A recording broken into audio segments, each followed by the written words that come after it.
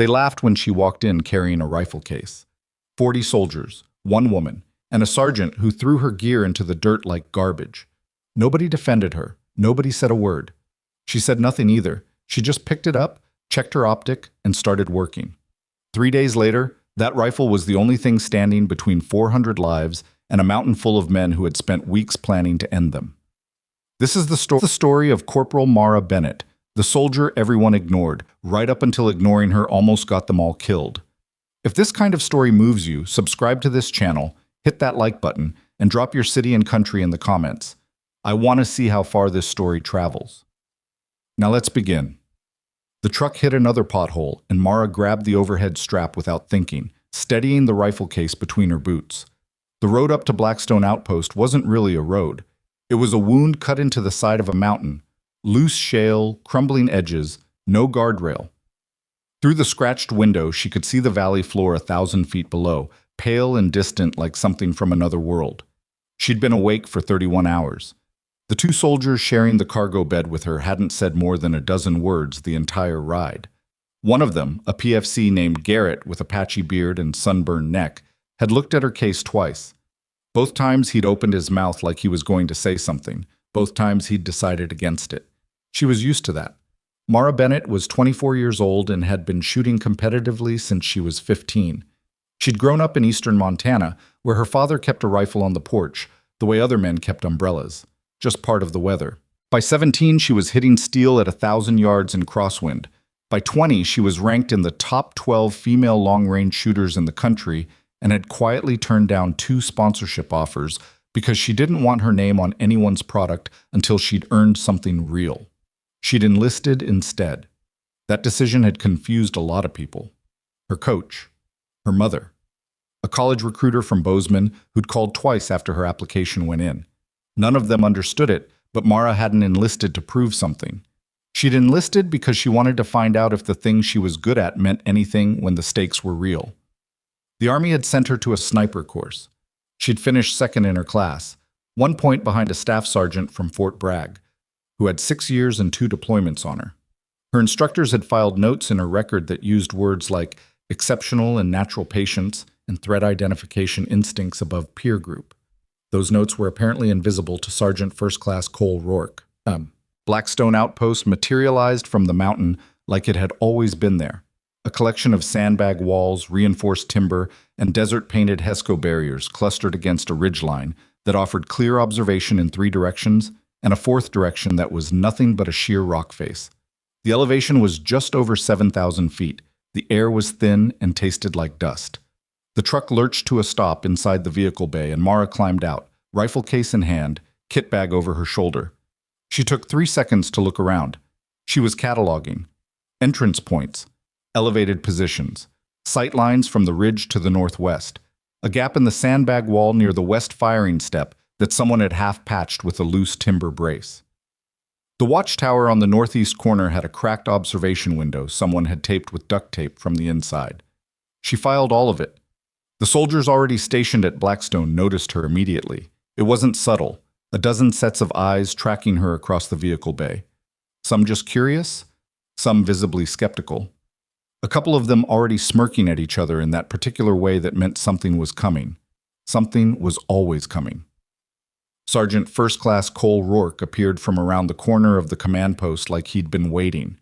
He was a big man, not just tall but thick, the kind of build that came from 2 decades of hard work and 0 sympathy for the body.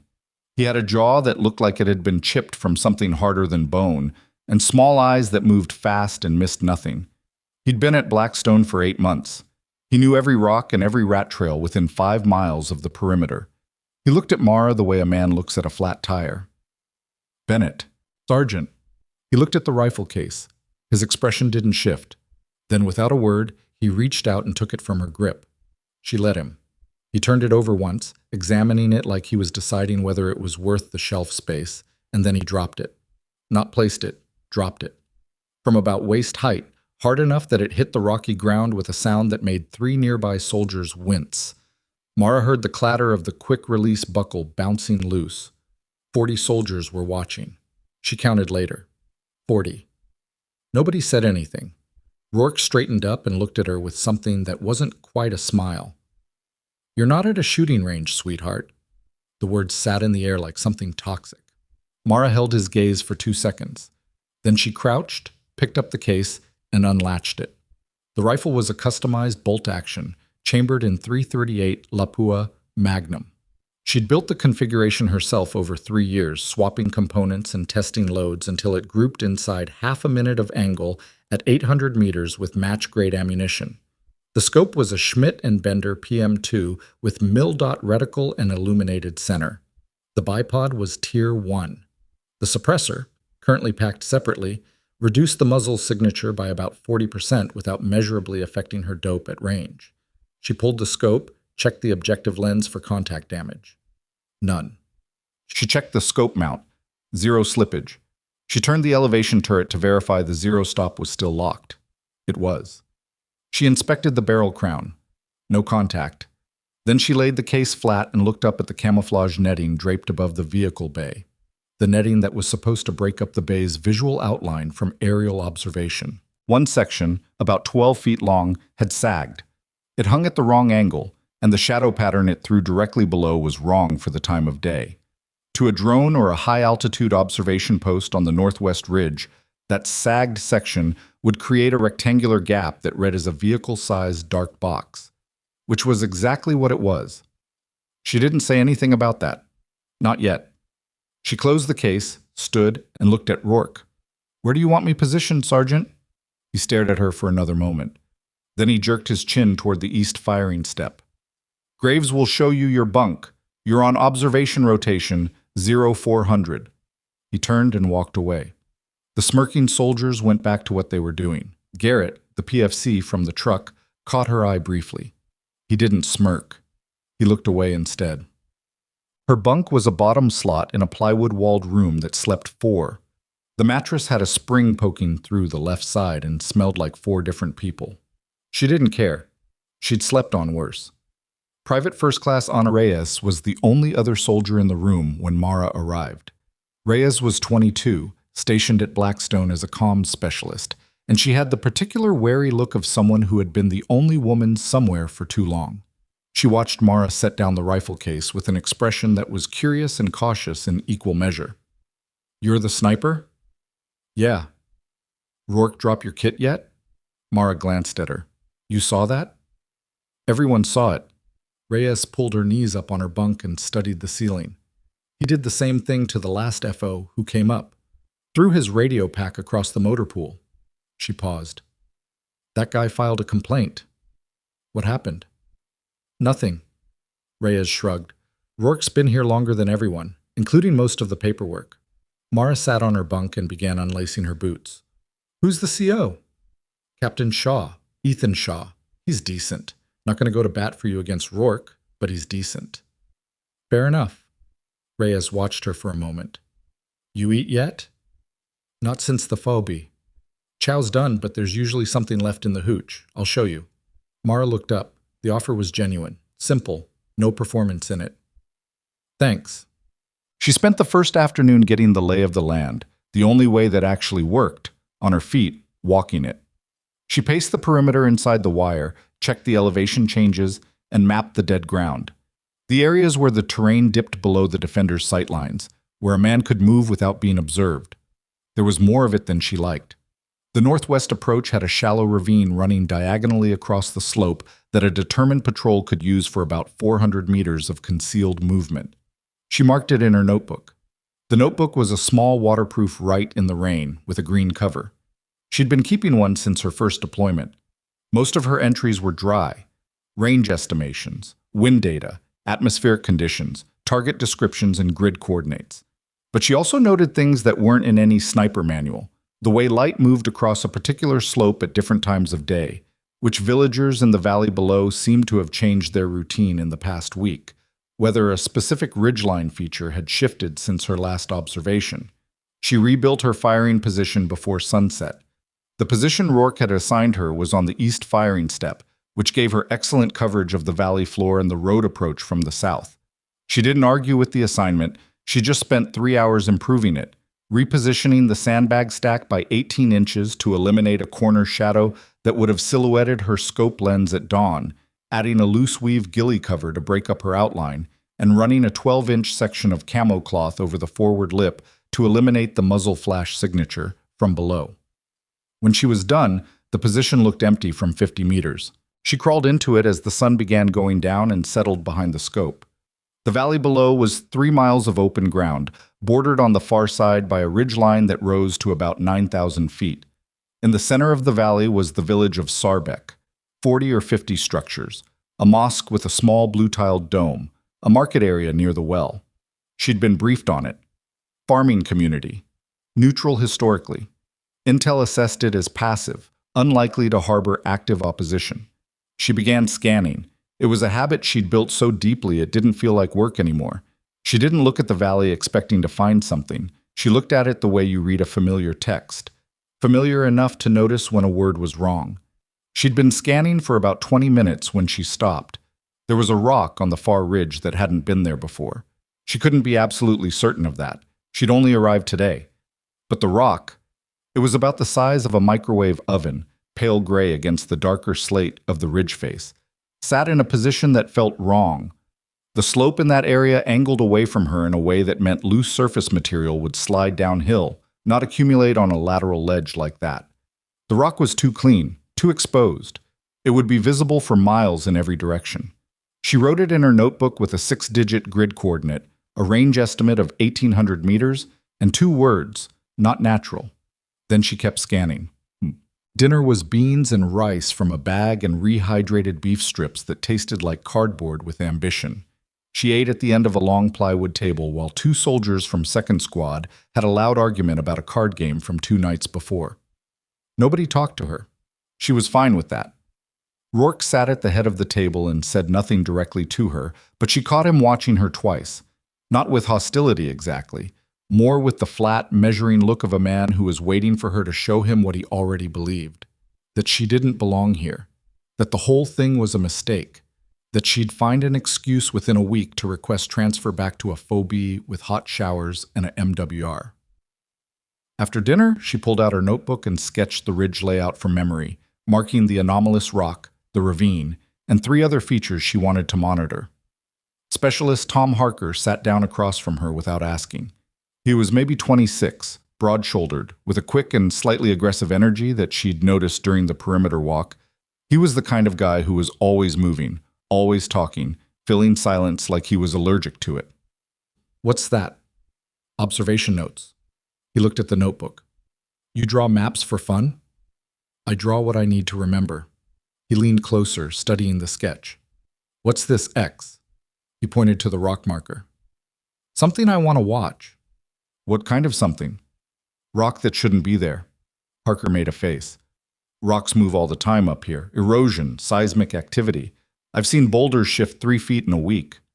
"Not uphill," she said. He blinked. She went back to her notebook. "You're the sniper?" he said. "Yeah." "I heard about Rourke in your kit." She didn't respond. I was quiet for a moment, which seemed to cost him something. For what it's worth, that was bullshit. She looked up at him. He meant it. She could tell the difference. "Noted," she said. At 0400, she was in her firing position, prone, scope up. The valley was dark, stars above the ridgeline. A thin crescent moon that gave just enough ambient light to show the outlines of the village rooftops. She ran the scope slow and systematic, right to left, near to far, pause on anything that wasn't where it was supposed to be. 40 minutes in, she found the rock again. It had moved. Not far. Maybe 18 inches to the left. But it had moved. She could tell because she'd taken a bearing off a distinctive notch in the ridgeline behind it, and the rock no longer aligned with that notch. She held the crosshairs on it for a long time. Nothing moved. The rock just sat there, perfectly still, in its new location. She wrote it down. Time, bearing, estimated displacement, confidence level, high. At 0530, she found the drag marks. They were in the soft ground at the base of the ridge, barely visible in the pre-dawn light. 2 parallel grooves about a foot apart, angled toward the ravine she'd marked the day before. They could have been anything. A sled. A water pipe being repositioned. But the grooves were consistent in depth and spacing, which meant whatever made them was heavy and had been dragged in a controlled manner, not tumbled downhill. She added it to her notebook. At 0619, she requested to speak with Captain Shaw. Captain Ethan Shaw was 33, lean and unhurried, with the kind of quiet confidence that comes not from certainty, but from having been wrong before and surviving it. He ran Blackstone with a light hand. He trusted his NCOs, stayed out of their lanes, and spent his own time on the things nobody else was watching. He'd been a ranger before a knee injury ended his selection process, had come out the other side without bitterness, and had eventually become the kind of officer who actually listened during briefs instead of just waiting to give orders. He looked at Mara's notebook for a long time. The rock moved. Yes, sir, 18 inches. I took a reference bearing off the ridgeline feature at approximately 147 grid. In the dark. I was using the Schmidt. Even in that light level at 1800, you can see enough to mark a bearing reference. Shaw turned the notebook slightly, examining her sketch. His expression was unreadable. You just got here yesterday. Yes, sir? And you're telling me something's moving on that ridge. I'm telling you something already moved on that ridge, and there are drag marks at the base of the ravine that suggest heavy equipment being moved through concealed terrain. I'm not telling you what that means. I'm telling you what I saw. He leaned back in his chair and tapped the edge of the notebook against the table. Behind him, through the thin plywood wall, she could hear Rourke's voice. He was running the morning stand to, barking at someone about a loose ammunition crate. Sergeant Rourke's done 3 rotations in this AO, Shaw said. He knows the terrain. I understand that, sir. He's going to push back on this. I know that too, sir. Shaw looked at her, not the notebook, her for a moment. Something shifted behind his eyes. Not conviction. More like the quiet act of a man giving something a fair chance. I'll note it in the log, he said. Keep watching. If you see something that changes the threat picture, bring it back to me immediately. Yes, sir. I'm not changing the defensive plan based on what we have right now. Understood, sir. She stood to leave. Bennett, she stopped. You're observing from the east step? Yes, sir. That position's been there for 8 months. The netting on the vehicle bay has a sag on the south section that might be worth looking at, too. She studied him for a moment. He had already noticed it. I'll flag it with the sergeant, sir, she said.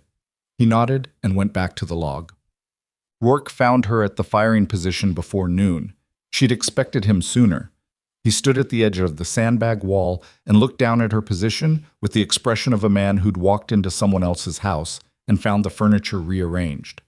You moved the bags. I adjusted the stack by 18 inches, Sergeant. The previous configuration shadowed the scope at dawn. That stack's been there for 8 months. Yes, Sergeant. He was quiet for a moment. His jaw was tight. Shaw tells me you've been taking notes. Observation log, Sergeant. Standard sniper protocol. I know what a standard sniper protocol is, Corporal. I've been running this position for 2 rotations. She said nothing. You've been here 36 hours, and you're telling me something's wrong with the ridge. I'm telling you what I observed, Sergeant. I'm not drawing conclusions beyond what the data supports. He crouched down, putting himself at eye level with her. His voice dropped. You want to know what I think your data supports? I think you want to make your mark. I think you want the citation. I think you're a kid from a shooting range who got dropped into a real outpost and decided the fastest way to matter is to find a threat that isn't there. She held his gaze, did not look away, did not respond. Keep your head down, he said. Do your rotation. Don't make work for my team. He stood.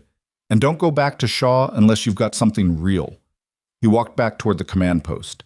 She turned and looked through her scope at the northwest ridge.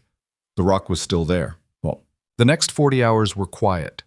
Quiet, in the way that things get quiet before they're not. She documented everything. A patch of disturbed soil 50 meters east of the ravine entrance, consistent with foot traffic, multiple individuals, likely over the course of a day. Lights in the valley after midnight that moved in a line rather than randomly.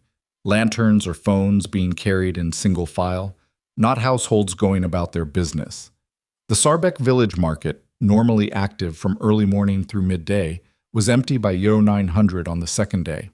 Not slow. Empty. And then on the morning of the third day, the village went dark. Not figuratively, literally. Every cooking fire, every lantern, Every light source in Sarbek extinguished within a 20-minute window between 0430 and 0450.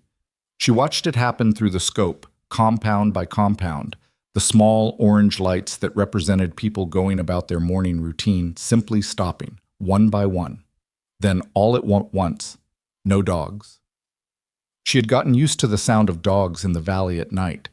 They were part of the background noise, like wind and insects.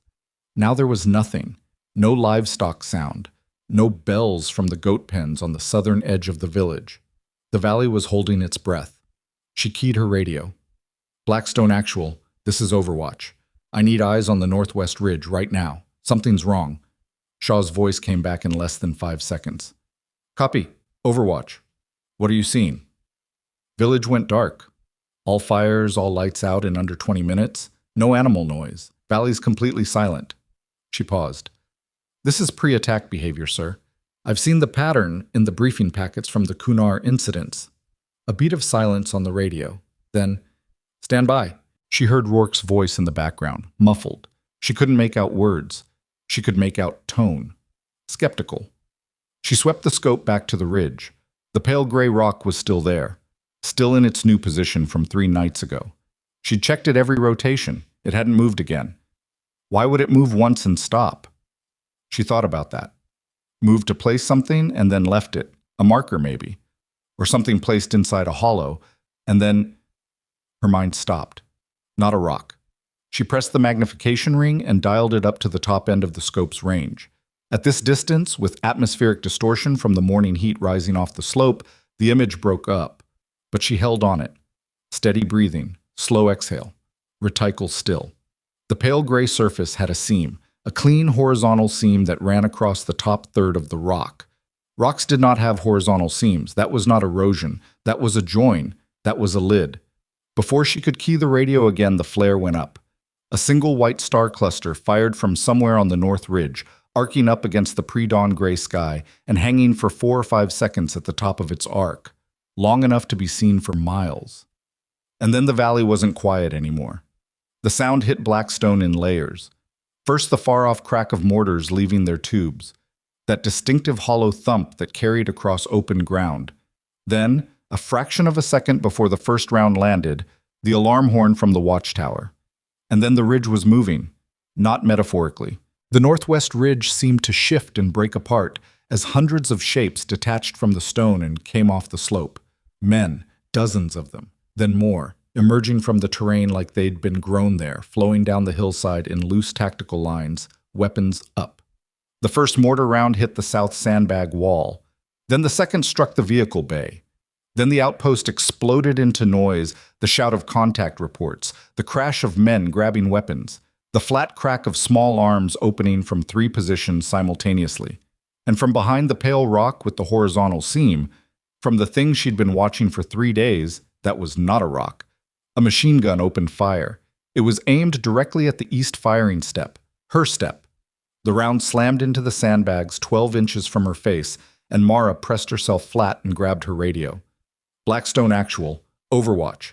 Position is under fire. The object on the northwest ridge is a prepared gun position. Concealed heavy weapon. Been in place at least 72 hours. I have eyes on. Requesting permission to engage. For 1 second that lasted much longer than 1 second, there was nothing on the radio but static and the sound of a war starting outside the walls. Then Shaw's voice, clipped and tight. Permission granted. Take the shot. She rolled back into position. The machine gun was still firing. She could see the muzzle flash in the scope, pulsing from beneath the lifted lid of the camouflaged box. The operator tracking back and forth along the firing step, trying to find the defenders. She dialed the elevation for 1,800 meters and checked her wind call. The flag on the antenna was pulling left at about half staff, maybe 8 miles per hour, crosswind at altitude, correction built in. She held, exhaled, let everything go quiet in her chest, pressed the trigger. The 3.38 round crossed 1,800 meters in just over 2 seconds. The machine gun stopped. Around her, the battle screamed on. Mortars, rifles, voices shouting contact reports. Men she'd barely met scrambling to positions they'd rehearsed 100 times for a morning exactly like this one. She was already cycling the bolt, finding the next target. The sergeant who'd thrown her rifle case in the dirt, She could hear his voice now, somewhere below and to her left, screaming orders at his squad. Not the voice of a man who doubted her anymore. The voice of a man who finally understood what she'd been trying to tell him. But the battle had only just begun. And somewhere in the back of her mind, as she settled behind the scope for the next shot, a piece of her brain that never stopped running the patterns quietly registered something wrong. The hundreds of fighters coming off that ridge were coming hard. But they weren't trying to breach the wire. They weren't trying to breach the wire. That thought wouldn't leave her alone. She cycled the bolt and found the next target. A fighter in a dark jacket moving fast along the base of the ridge with something heavy on his back. Mortar tube components, she thought, trying to set up a secondary position. She tracked him for 4 seconds, calculated the lead, and pressed the trigger. He went down, and the components scattered across the slope, and she was already moving the scope before the echo came back. The battle around her had a particular sound. Not the Hollywood version, not the clean crack and boom of a movie firefight. This was layered and ugly and overlapping, incoming and outgoing rounds blurring into a continuous wall of noise that made individual sounds almost impossible to separate. She'd been trained to filter it. She wasn't always successful. A mortar round hit 20 feet behind her position, and the pressure waves slapped her flat against the sandbags, and for 2 seconds she couldn't hear anything except a high-pitched whine and the sound of her own breathing. She shook her head, got back behind the scope. They're not breaching. The fighters coming off the northwest ridge were moving fast and in good formation. Better formation than she'd have expected from a militia element. Controlled fire and movement, bounding in pairs, suppressing the walls while the next group advanced. But they were stopping short, not hitting the wire. Pushing toward it, creating pressure, drawing fire, but not crossing. She swept the scope left, checking the south approach. Another element there. Smaller. Maybe 30 fighters, pushing up the road from the valley floor, but again pulling up at about 200 meters. Close enough to be dangerous. Not close enough to breach. They were fixing the defenders in place. She didn't know what that meant yet, but the pattern was wrong for a standard attack. You committed to a breach or you didn't. You didn't spend this many people, this much ammunition, this much preparation on a feint, not unless the feint was covering something bigger than itself. Her radio crackled. Harker's voice, breathless. Overwatch. We've got a secondary gun position. North wall. Confirm suppressing fire on the tower. You have eyes? She swung north. Took her 3 seconds. Found it. A low rock outcrop about 600 meters out. Muzzle flash cycling from behind it in controlled bursts. 2 shooters, probably, 1 feeding. Overwatch copies, 600 meters, north outcrop, azimuth 340. Stand by. She adjusted elevation, rechecked wind. The breeze had shifted, coming now from the northwest rather than the west, maybe 10 miles per hour, right to left from her perspective. She clicked 2 adjustments into the turret, pressed the trigger. The left shooter disappeared. She cycled and pressed again before the surviving shooter could react. The gun went quiet. Overwatch, good effects north, Harker said. 2 down. She was already scanning again. Stop. 30 minutes into the battle, Blackstone had taken 4 wounded, none critical yet. The mortar that hit the vehicle bay had destroyed 1 truck and started a small fire in the fuel storage that Reyes and 2 others had managed to contain with extinguishers before it spread to the ammunition crates. The north watchtower had taken a direct hit, and the observation window, the one with the duct tape, was gone entirely, but Private Garcia had stayed at his post through it and was still calling out position reports over the radio with the particular calm of someone who had decided not to be scared yet. Mara burned through her first magazine, reloaded, kept working. She found and eliminated 2 more secondary gun positions. She destroyed what looked like an improvised command node. A group of 4 fighters clustered around a man with a radio handset on the ridge, passing position data. After the man with the radio went down, the fighters' coordination degraded noticeably. The bounding movements became less synchronized. Gaps appeared in the fire patterns. But the pressure didn't let up. More fighters kept coming off the ridge, replacing the ones who went down, and the mortar teams had found a rhythm. Firing, displacing, reloading from somewhere she couldn't locate. They were good. Whoever had planned this was good. She was starting to form a picture she didn't like. The picture kept pointing at the same problem. There were too many of them for this objective. Blackstone was a small outpost, tactically important for observation and communications relay, but not the kind of prize that justified several hundred fighters and weeks of preparation. The logistics of what she'd observed over 3 days, the heavy equipment in the ravine, the deliberate positioning of the concealed gun, the patience required to move men into place without triggering the drone flights or patrol contacts, all of that pointed to a very serious, very well-resourced operation. And it was pointed at Blackstone. But Blackstone wasn't worth it. Unless Blackstone isn't the point. She pressed herself flat as another mortar round walked up the east side of the perimeter. 3 impacts in quick succession, each about 30 meters apart. A walking pattern, searching for her position. She stayed down until the pattern moved past, then got back up. What was Blackstone's actual value? Observation, communications relay. And she ran the map in her head. Its position relative to Rourke Garrison.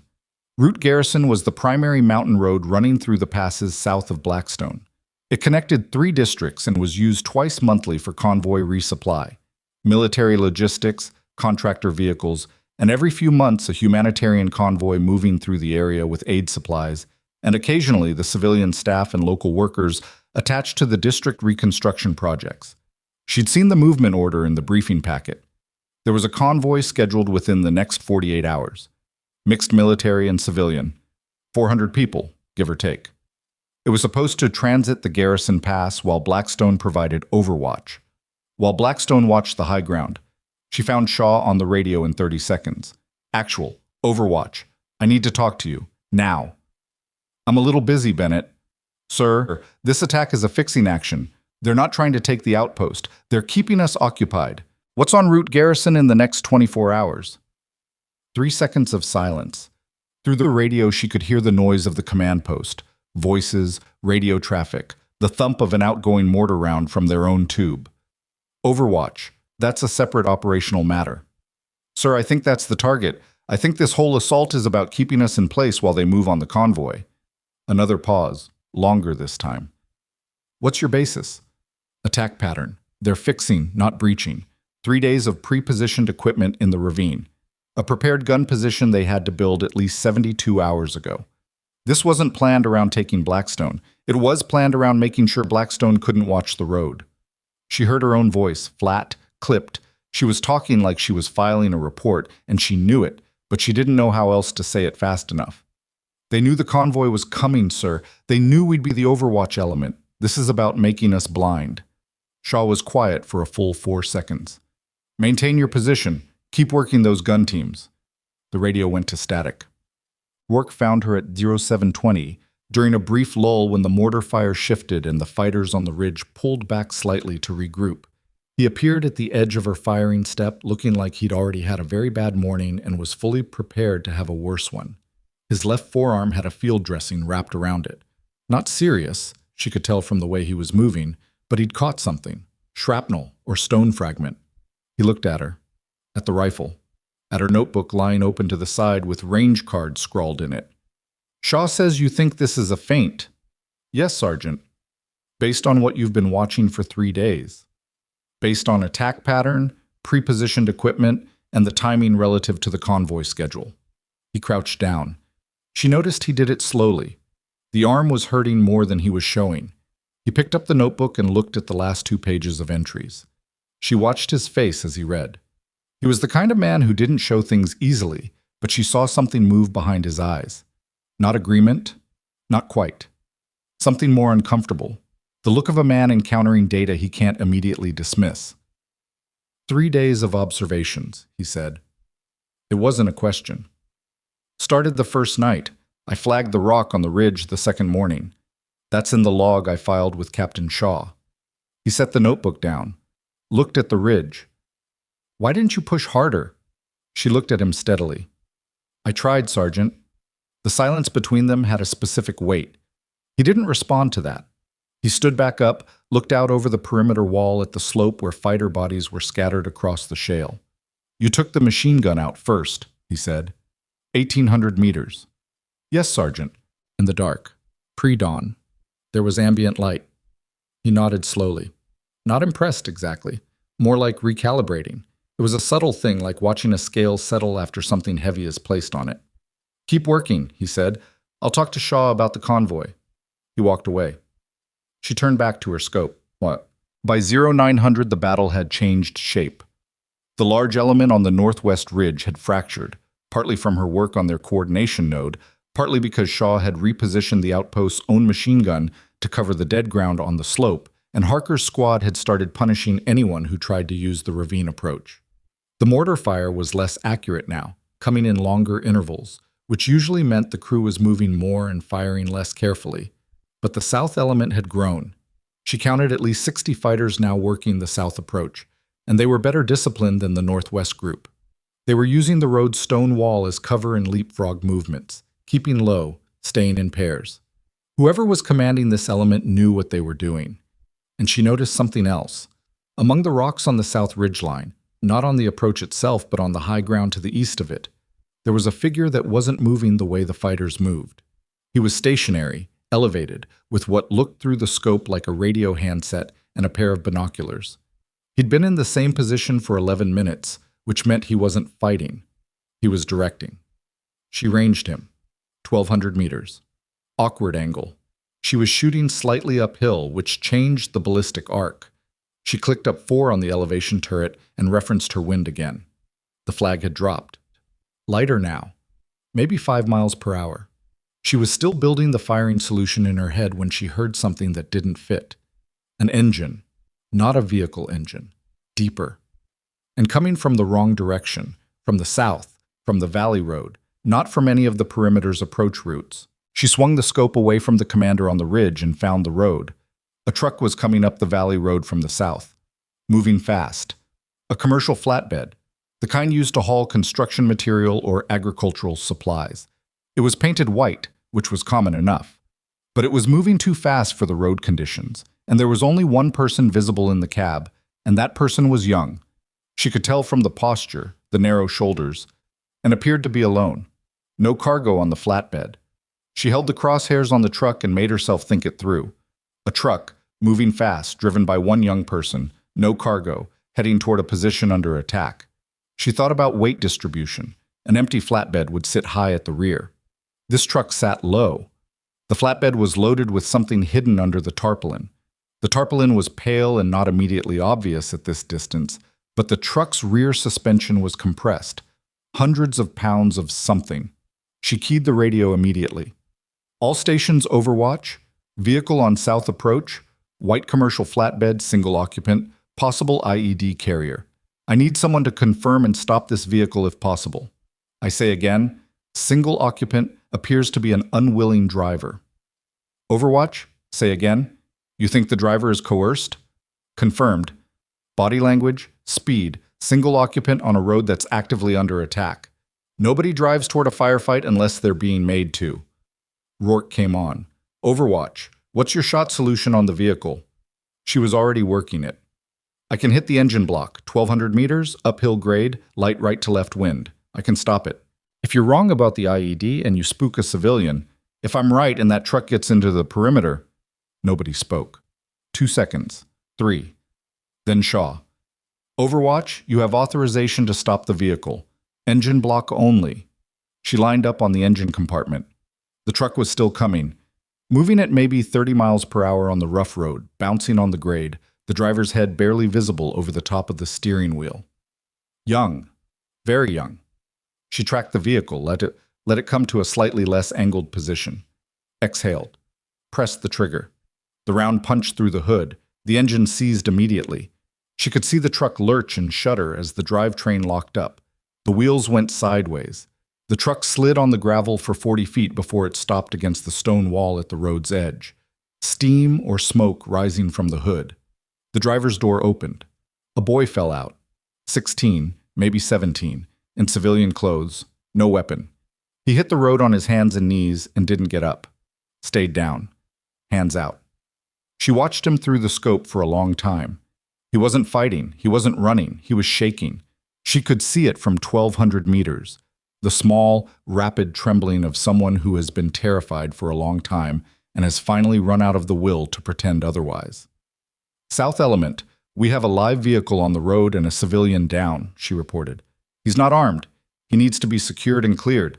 Copy, Harker said. On it. She went back to the ridge, found the commander's position again. He was still there, still watching through his binoculars. He didn't know the truck had failed. She could tell because his body language hadn't changed. No reaction, no scramble for the radio. I was still calling the assault as if the truck was still running, which meant the truck was supposed to be the signal for something, and whatever it was still coming. She grabbed her radio. Actual Overwatch. The vehicle was an IED carrier, driver is civilian and secured, but the commander on the South Ridge hasn't reacted to the vehicle stop. He's still running his assault pattern like the truck achieved its objective. She paused. Sir, the truck wasn't the plan. The truck was supposed to mask something else. I think there's a second action about to happen. The radio was quiet for a moment that felt very long. Then Shaw, his voice carrying a quality she hadn't heard in it before.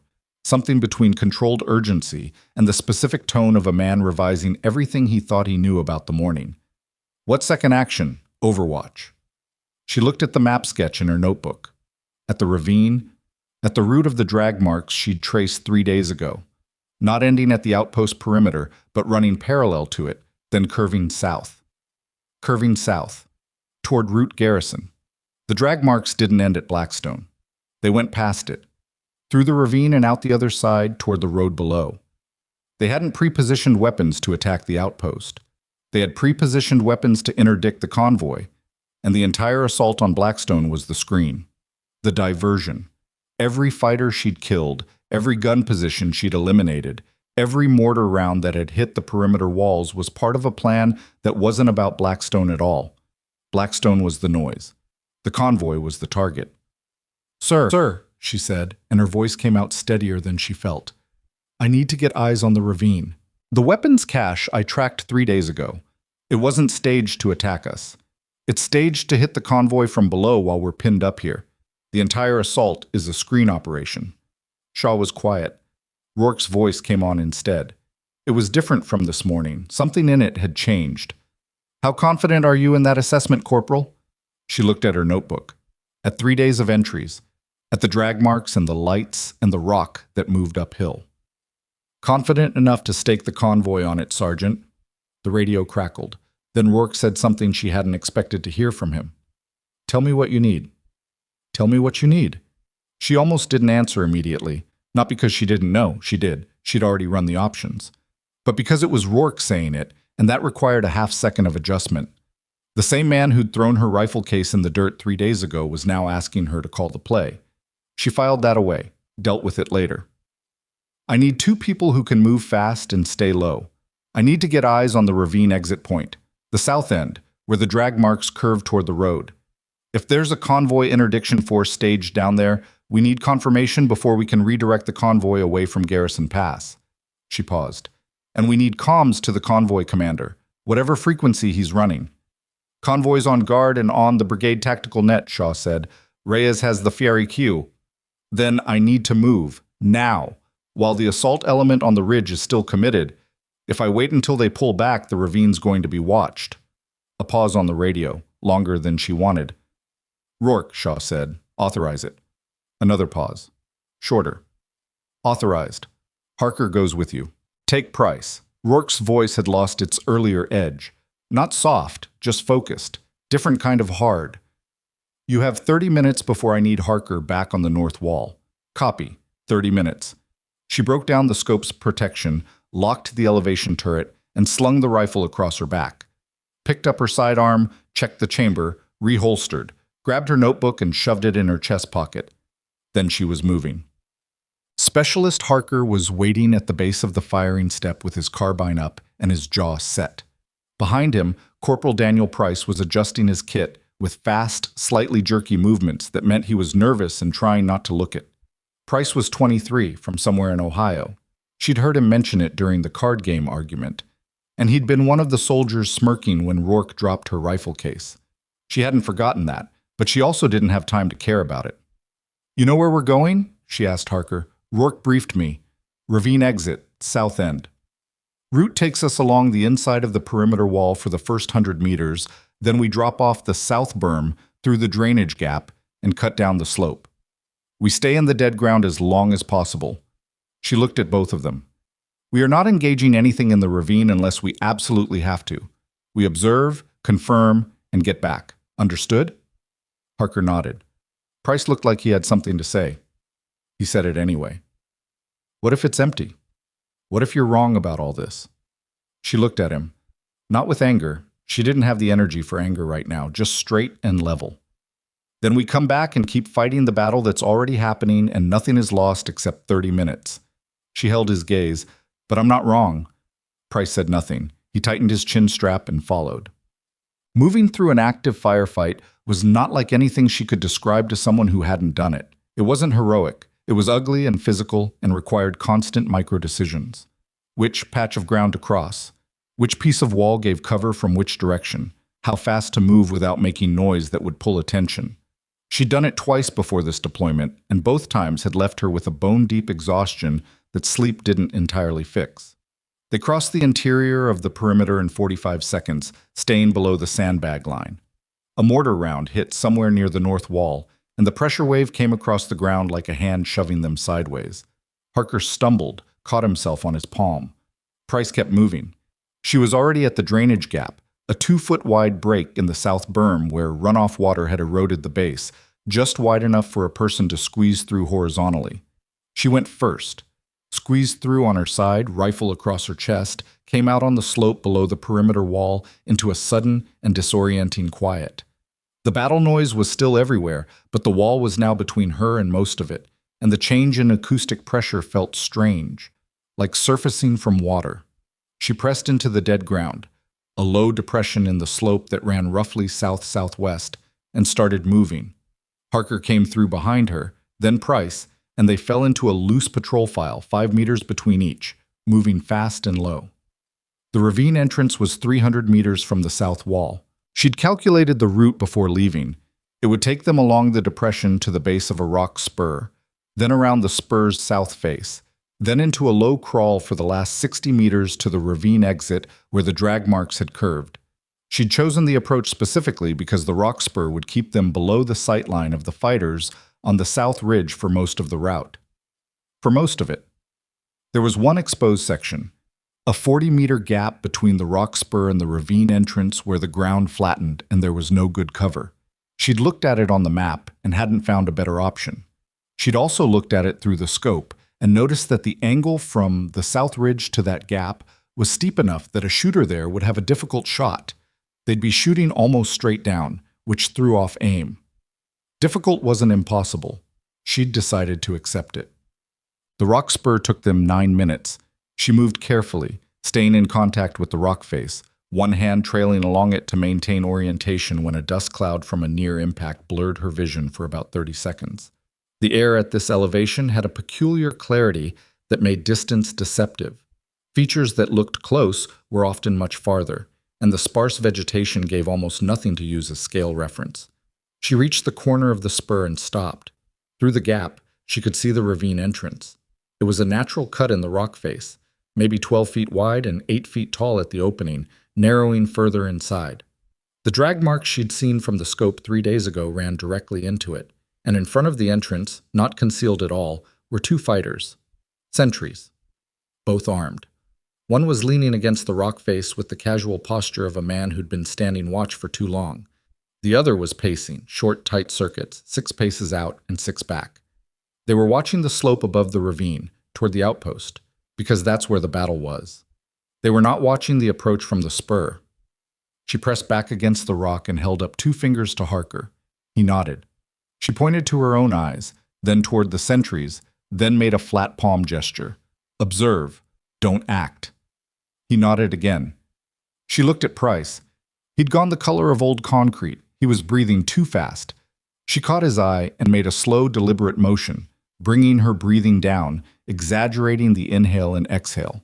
He watched her. After a moment, his breathing started to match. Not perfect, but better. She turned back to the ravine.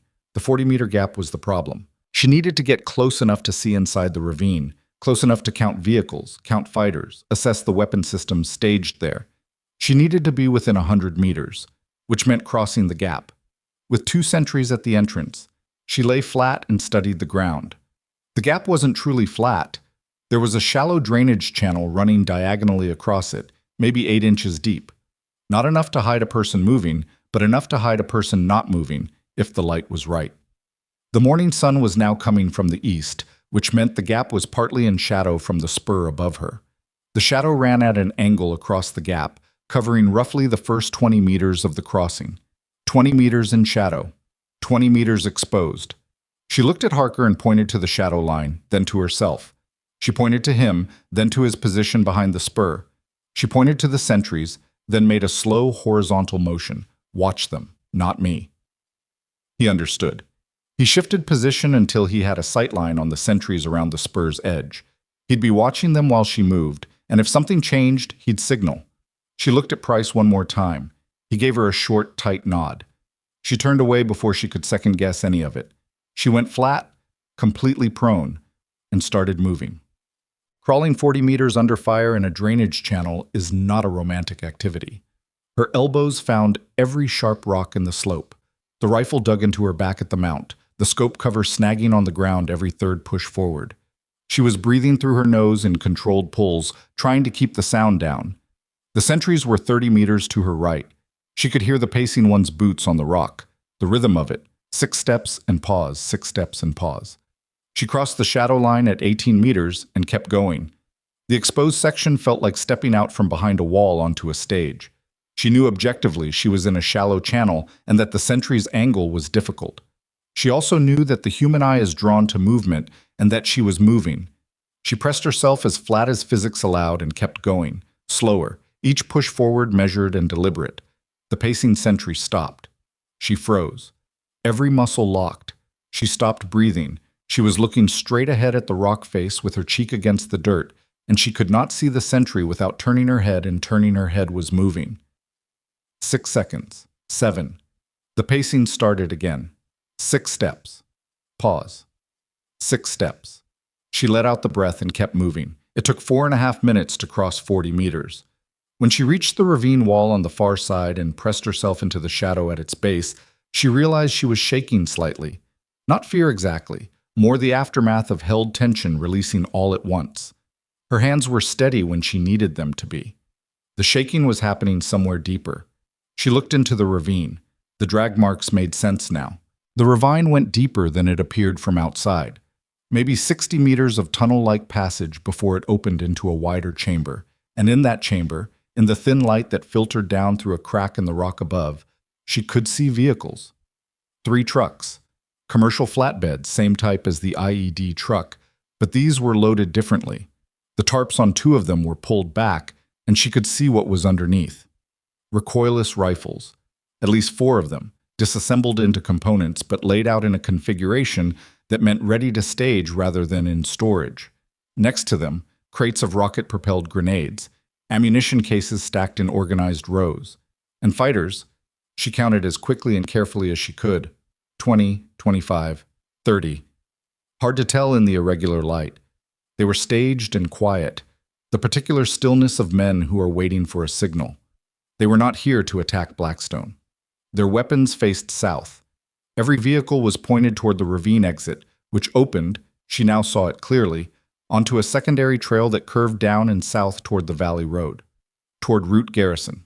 She pulled out her notebook and wrote it in 30 seconds. Grid reference for the ravine exit. 3 vehicles. Minimum 25 fighters. Crew-served weapons. Recoilless rifles capable of destroying convoy vehicles at range. Ammunition stores indicating a sustained engagement, not a quick ambush. The tunnel formation of the ravine meant the convoy would be channeled into a kill zone with no room to maneuver before the shooters opened up. She wrote 400 lives at the bottom of the page and underlined it twice. Then she turned around and crawled back. Harker took one look at her face when she got back to the spur and didn't ask any questions. She showed him the notebook entry. He read it in 10 seconds. "We have to stop the convoy," he said. "Yes." "How long before they move?" "They're staged and waiting. Could be an hour, could be 10 minutes. She was already keying her radio. "It depends on what signal they're waiting for." She got Shaw immediately, gave him the assessment in 60 seconds. No color commentary, no hedging. Numbers, weapons, location, grid reference. She heard him breathing on the other end, heard something else behind it, the sounds of the battle, which was still running, and underneath it the particular quality of a man rearranging everything he thought he knew about his situation. I need comms to the convoy commander, she said. Right now. Reyes has the net. I'll put her on. A pause. Bennett? Good work. She didn't respond to that. She was watching the ravine entrance, where the 2 sentries were still at their posts, still looking up the slope toward the outpost. Reyes came on in 40 seconds. Overwatch, I've got convoy actual on the tactical net. Patching you in now. Call sign is Paladin 6. Copy. She waited through the crackle of the relay. Then a new voice. Male, mid-40s, the flat and efficient register of a convoy commander who'd made this run before. Paladin 6, go. Paladin 6, this is Overwatch at Blackstone. I need you to halt your convoy immediately and hold in place. Do not enter the Garrison Pass. I say again, do not enter Garrison Pass. There is a staged interdiction force at the South Ravine exit. Grid. She read the coordinates from her notebook. Minimum 25 fighters, crew-served weapons, positioned to engage you in the channel. The assault on Blackstone is a screen operation. You are the primary target. Silence on the net. Then, Overwatch, this is Paladin 6. You're telling me to halt a 400-person convoy based on your assessment from a position under attack? Yes. On whose authority? Blackstone Actual concurs. Captain Shaw can confirm. A pause. She could hear the convoy in the background, the idle of multiple engines, the radio traffic of the vehicle commanders. I need confirmation from higher, Paladin 6 said. This is a major rerouting of a time-sensitive movement. Sir, confirmation from higher takes time you may not have. The force in the ravine is staged and waiting. If they're waiting on a signal from the assault at Blackstone, and that signal is the convoy is in the pass, then you have as long as it takes you to reach the pass entrance. How far out am I? She did the math in her head. At convoy speed on that road? Maybe 40 minutes. Another pause. I'll halt and hold current position while I attempt to reach higher.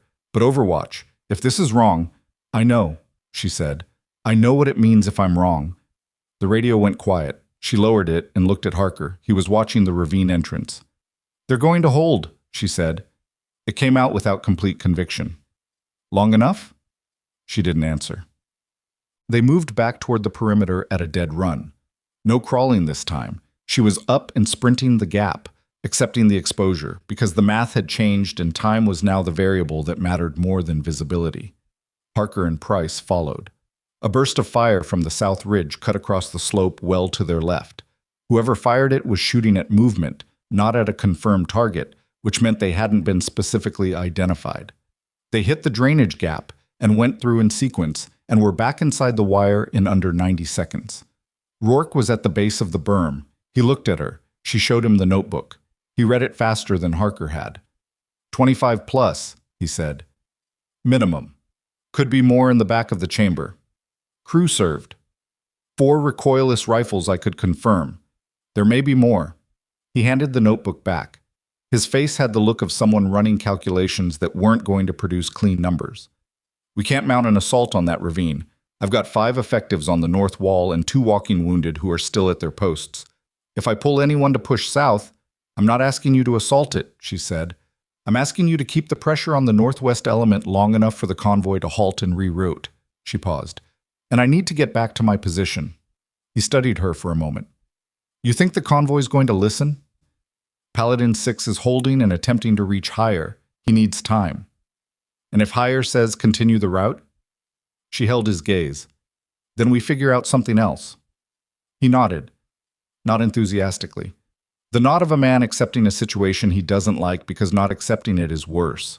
She was already moving toward her firing step. She got back behind the scope at 0947 to find the battlefield had reorganized itself into a new shape. The northwest element had pulled back from their forward positions on the slope. She counted at least 60 meters of withdrawal across the line, and was now concentrated around 3 rock formations that gave them cover from Blackstone's wall while they kept up suppressing fire. Smart. They weren't attacking anymore. They were maintaining the pressure that kept the defenders occupied. The mortar team had stopped firing entirely, which either meant they were out of rounds or they'd already achieved whatever effect they needed from the mortar phase. She swept south. The south element was still in place, still using the road wall. The commander on the ridge was still at his observation position, still with the binoculars, still with the radio handset.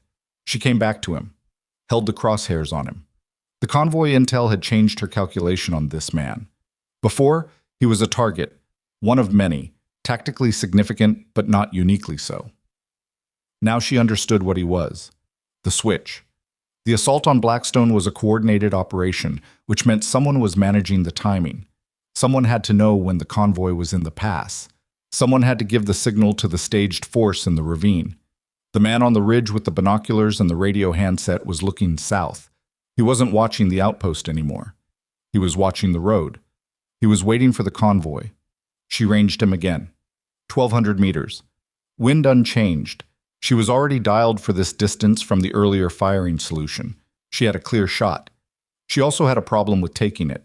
If the staged force in the ravine was waiting for a signal from this man, and she took him down, they had two possible responses. One, without coordination, they stayed in place and waited, which bought time.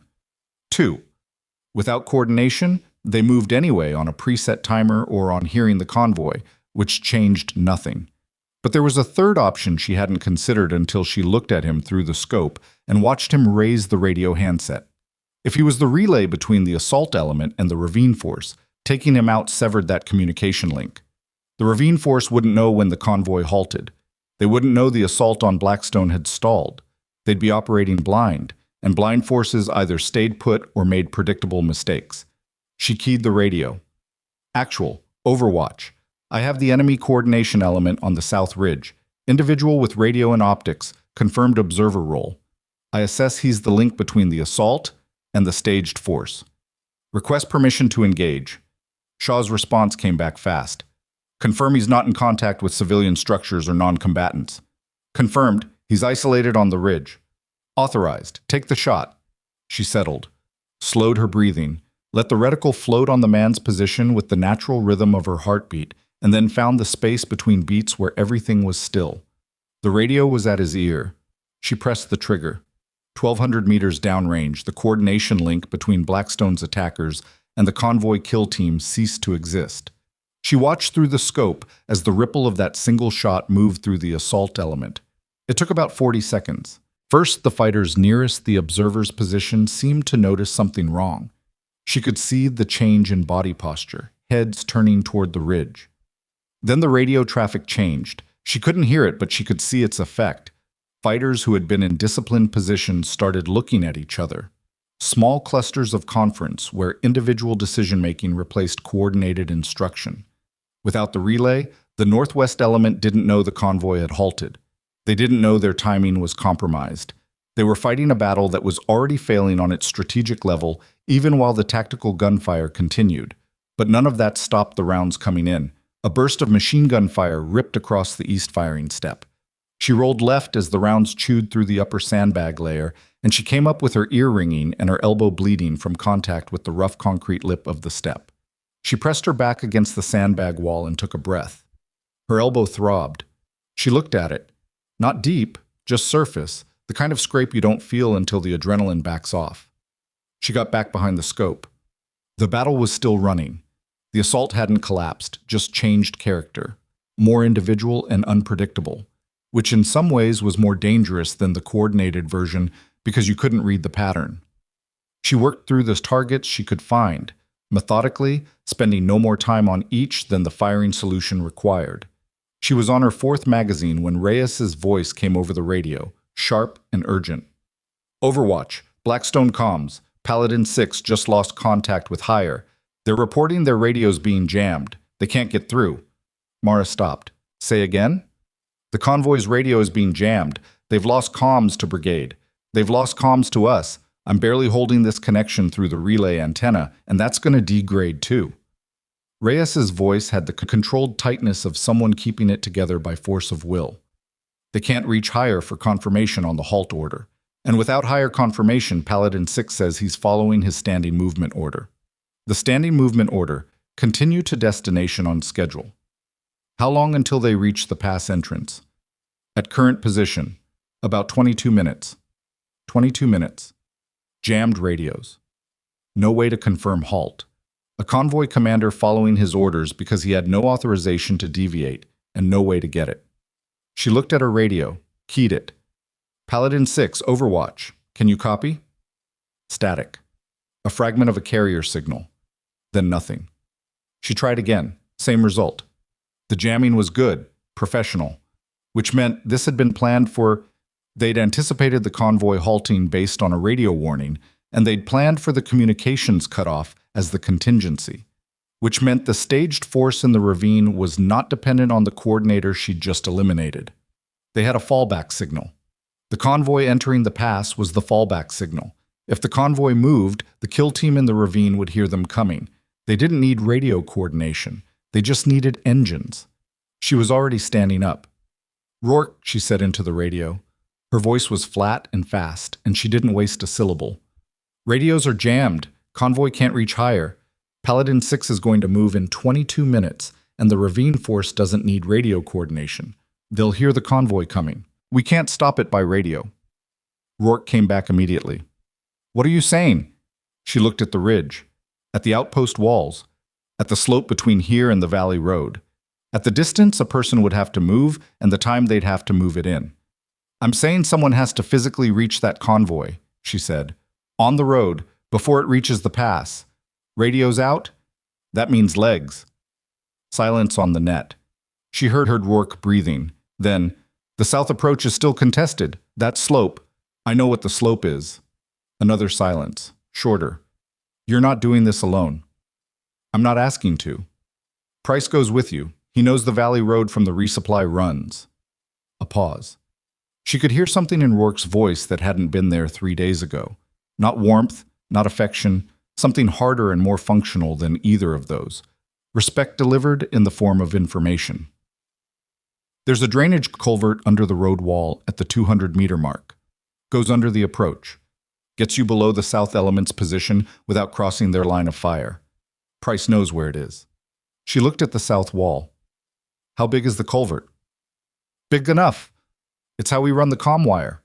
She slung the rifle, checked her sidearm.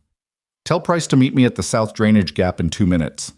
She went for the ammunition on her kit, counted her rounds, didn't like the number, took what Harker offered without being asked, when he appeared at her elbow and held out 2 loaded magazines from his own rig. "I need those," he said, "so bring them back." She took them and went. Price was at the drainage gap in 90 seconds. His face had moved past the concrete color from before into something more resolved. Not calm, nowhere near calm, but the particular set of a person who has accepted a bad situation and is now just trying to perform in it. "You know the culvert?" she asked. "Yeah, it's tight, but it works." "How far to the road from the culvert exit?" "Maybe 300 meters of open slope." She processed that. "We move fast. We don't stop. If we take fire, we push through it unless someone goes down, in which case the one who's still up keeps going." He stared at her. "You're serious?" "The convoy stops or 400 people die. Yes, I'm serious." He worked his jaw, looked at the slope, looked back at her. "Okay," he said. They went through the gap. The culvert was exactly where Rourke said it would be. A concrete drainage pipe 30 inches in diameter, running under the stone road wall at a downward angle. Dark inside. Smelled like water and dirt and old concrete. She went first, on her back because the rifle wouldn't clear any other way, pushing herself through by her heels. It took 40 seconds. She came out the other side on the downhill slope of the road wall, in the partial cover of a rock cluster, with the valley floor 300 meters below her and the assault element's firing line above and behind the wall to her north. She pressed flat and scanned. The slope below the wall was open, scrub grass, loose shale, no meaningful cover until a dry creek bed about 150 meters downhill. A fighter on the wall above could see this slope, but the wall above was occupied by the south element, who were facing north toward the outpost. She was now south of their position, below them, in their blind spot, almost.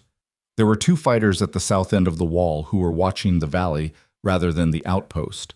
She found them immediately. They weren't covering the slope she was on specifically. They were watching the road. But if she moved in the open, they'd see her. Price came through the culvert and pressed in beside her. She pointed to the 2 fighters. He looked, nodded. "The creek bed," she said quietly. "We go in 3 seconds, and we don't stop until we're in the creek." He nodded again. She counted to 3 in her head and moved. The 300 meters to the creek bed took them 4 minutes. She moved fast, using every piece of ground unevenness she could find, changing angles to break up the movement pattern. Price was right behind her. She could hear his boots on the shale and his breathing, which was controlled, better than she'd expected. The two fighters at the wall's south end didn't open fire. Either they didn't see the movement, or they saw it and couldn't acquire a clean target in time. She didn't look back to find out which. She hit the creek bed and went flat. Price landed beside her 30 seconds later. They both stayed down for 10 seconds, breathing. Then she was up and moving again, now using the creek bed as cover. It ran roughly south toward the valley floor, and she followed it at a jog, hunched below its banks, the rifle across her back, her boots finding the dry stones by feel. 4 minutes later, they hit the valley road. It was a dirt and gravel track, wide enough for 2 vehicles, bordered on each side by low stone walls. She looked south. The road curved around a ridge and disappeared. Somewhere around that curve, the convoy was sitting in halted formation. She ran. Price kept up. She was faster than she'd expected him to be. He had long legs, and he was running with everything he had, his kit rattling, his breath coming in hard pulls. The road was slightly downhill here, and she used the grade, pushing the pace. She heard the convoy before she saw it, the low idle of diesel engines, the particular acoustic signature of multiple large vehicles running at rest. Not moving, just running. She came around the curve and saw them, a line of vehicles stretching back along the road, a mix of military trucks and civilian transport. The lead vehicle was an MRAP, and standing beside it, with a radio handset in one hand and a map in the other, was a broad-shouldered man in his mid-40s who had the look of someone who'd been making hard decisions for a long time. She slowed to a walk at 50 meters and raised her hand so he could see she wasn't pointing anything at him. Then she kept walking. He saw her coming. His hand went to his sidearm, but he didn't draw. He watched her approach with the flat, assessing look of a man who'd been surprised before and learned to process surprises quickly. She stopped in front of him. She was breathing hard. Her elbow was still bleeding. Her uniform was gray with concrete dust from the culvert. "Paladin 6?" she said. "That's me. Corporal Mara Bennett, Blackstone Overwatch." She pulled the notebook from her chest pocket and held it out. "You need to look at this, and then you need to turn around." He took the notebook, looked at the page she'd opened it to, the ravine entry with the grid coordinates, the weapon count, the fighter assessment, and the 4 words she'd written and underlined at the bottom. He read it twice. Then he looked up at her, at the blood on her elbow, at the rifle on her back, at Price, who had arrived behind her and was bent at the waist with his hands on his knees, breathing like a man who'd given everything he had to one sprint. "You ran 300 meters of open slope to get to me," Paladin 6 said. "The radio's jammed. It was the only option." He looked at the notebook again. Something moved across his face, not quite disbelief, because the evidence of what she'd done to get here was standing right in front of him, bleeding on his road. More like the expression of a man revising his estimate of a situation he thought he already understood. "If I turn this convoy around, we're adding 6 hours to the route." "Yes, sir." "I've got civilian medical staff on these vehicles. Aid supplies that are scheduled." "Yes, sir." "I know." He was quiet for a moment. The convoy idled. Someone in the second vehicle was watching them out the window. "You're certain about the ravine?" She met his eyes. "I crawled through 40 meters of open ground under observation to see it myself. I'm certain." Paladin 6 looked at the notebook one more time. Then he handed it back, raised his radio handset, and began issuing the order that would turn 400 people around and send them back the way they'd come.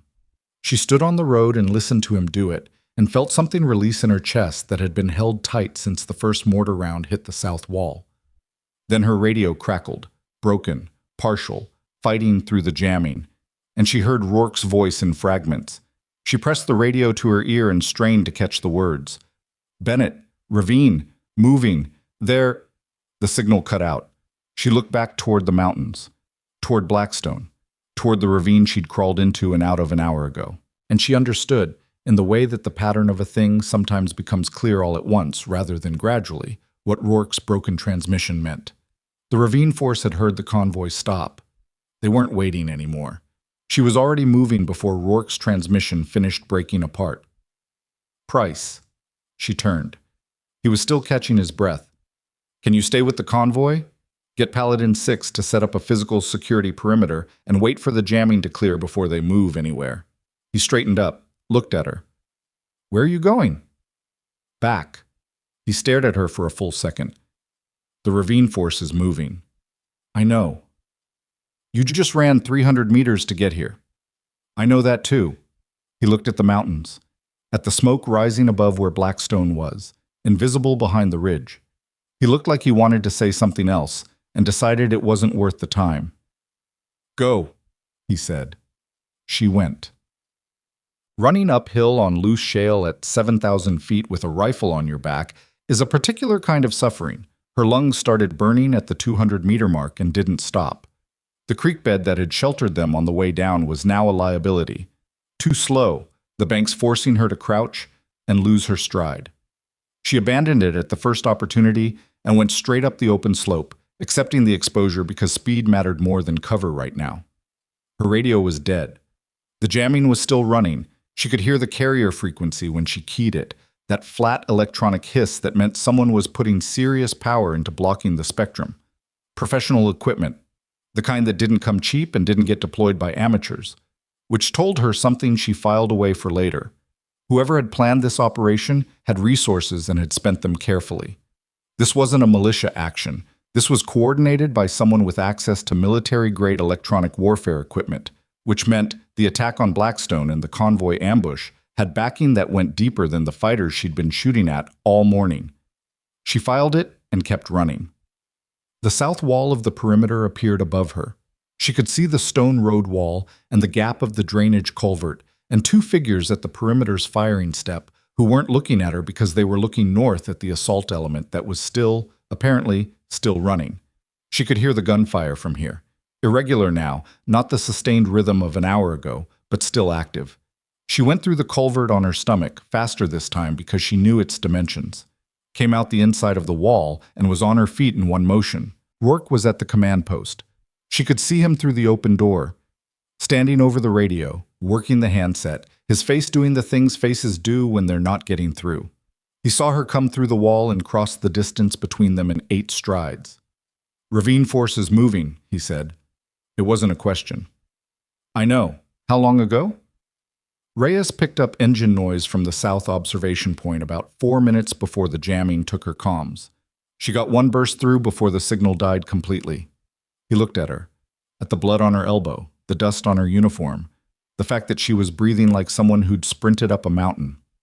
Convoy? Turning around. Paladin 6 has the notebook entry. He's seen the ravine assessment. Something moved through Rourke's expression, a brief, controlled thing. Good. But if the ravine force hears the convoy moving, even moving away, they may pursue or reposition. They're not going to pursue. They've got crew-served weapons and 3 trucks. They're going to hit a fixed point. He said it with the confidence of someone who'd been thinking about this problem while she was running. The question is where. She thought about it. The ravine exit opened onto the secondary trail. The secondary trail curved south toward Route Garrison, but it also, she ran the map in her memory, connected about 2 miles east to the alternate valley road, the road that the convoy would use if it turned around and rerouted. The alternate route, she said. He looked at her. The convoy turns around and uses the alternate road. If the ravine force repositions east, they can hit the alternate road instead. They anticipated the abort. Rourke's jaw tightened. He turned to the radio and tried the handset again. Still nothing but carrier hiss. She looked at the perimeter, at the firing steps, at the men on the walls, some of them wounded, all of them tired, holding a position that was still taking intermittent fire from the northwest element. She did the count in her head. Able-bodied defenders, ammunition state, crew-served weapons still operational. What's our status? She asked. North gun is still up. South gun took a direct hit at 0830. Crews both walking wounded, but they're pulling security. We've got 2 critical. Medevac is grounded because the LZ has been under mortar fire. 4 others with walking wounds. He said it quickly and without inflection, the way you had to say those things. Ammo is tight. I've got maybe an hour of sustained fire before we start rationing. An hour. The jamming was still running, no air support because no radio, no medevac, reduced defenders, and a convoy moving on a road that might have a kill team repositioning to intercept it. She looked at her rifle, counted her remaining rounds. She had 11 rounds of 338 left, plus the 2 magazines Harker had given her. Not enough for another sustained engagement. "I need to get to a position where I can observe the ravine exit," she said. "If they're repositioning east, I can see the movement from the South Ridge." "The South Ridge is outside the wire." "Yes." "The assault element is still active." "I know." He looked at her. The look lasted longer than most of their exchanges. She'd noticed that he'd stopped using her rank when he talked to her sometime in the last hour. She wasn't sure if he'd noticed. "I'll give you Price and whoever else I can spare," he said. "Price is with the convoy." Then Garrett. She remembered Garrett, the PFC from the truck, the one who'd almost said something twice during the ride up. "Fine." She was already moving toward the ammunition point. Captain Shaw found her there. He came in quietly. Shaw always moved like that, like he was trying not to announce himself until he'd figured out what the situation actually was. He looked at her with the particular expression of a man who had been wrong about something and was organizing how to address it. "You stopped the convoy," he said. "Yes, sir." "By running down the slope." "Radio was jammed." "Yes." He was quiet for a moment, watching her check the rounds in her magazine. "The jamming started about 7 minutes after you left the perimeter. Whoever coordinated this knew we'd try to warn the convoy by radio. They waited until you were already outside the wire." She processed that. "They were watching me leave." "Appears so?" She thought about the 2 sentries at the ravine entrance, about the fact that she'd crossed the exposed section without being engaged. She'd assumed they hadn't seen her. Maybe they'd seen her and let her go because she was already doing what the plan needed her to do, approaching the ravine, confirming what was there, going back to report it. If the plan assumed the convoy would try to halt and reroute, then having Blackstone's Overwatch element confirm the ravine force and relay that confirmation to the convoy only reinforced the abort decision. And if the alternate route was already covered, the abort was exactly what they wanted. She stopped loading the magazine. "Sir," she said, "I think the convoy should stay halted, not reroute, stay exactly where it is." Shaw looked at her. If they anticipated the radio warning and pre-positioned for the alternate route, then the entire sequence, the assault, the jamming, the IED truck, was designed to push the convoy through a specific funnel. Garrison Pass is funnel 1. Alternate route is funnel 2. She looked at the map on the ammunition point wall. The only option they haven't covered is the convoy staying stationary. If the ravine force repositions east and the convoy doesn't move, the force is out of position and the convoy is safe.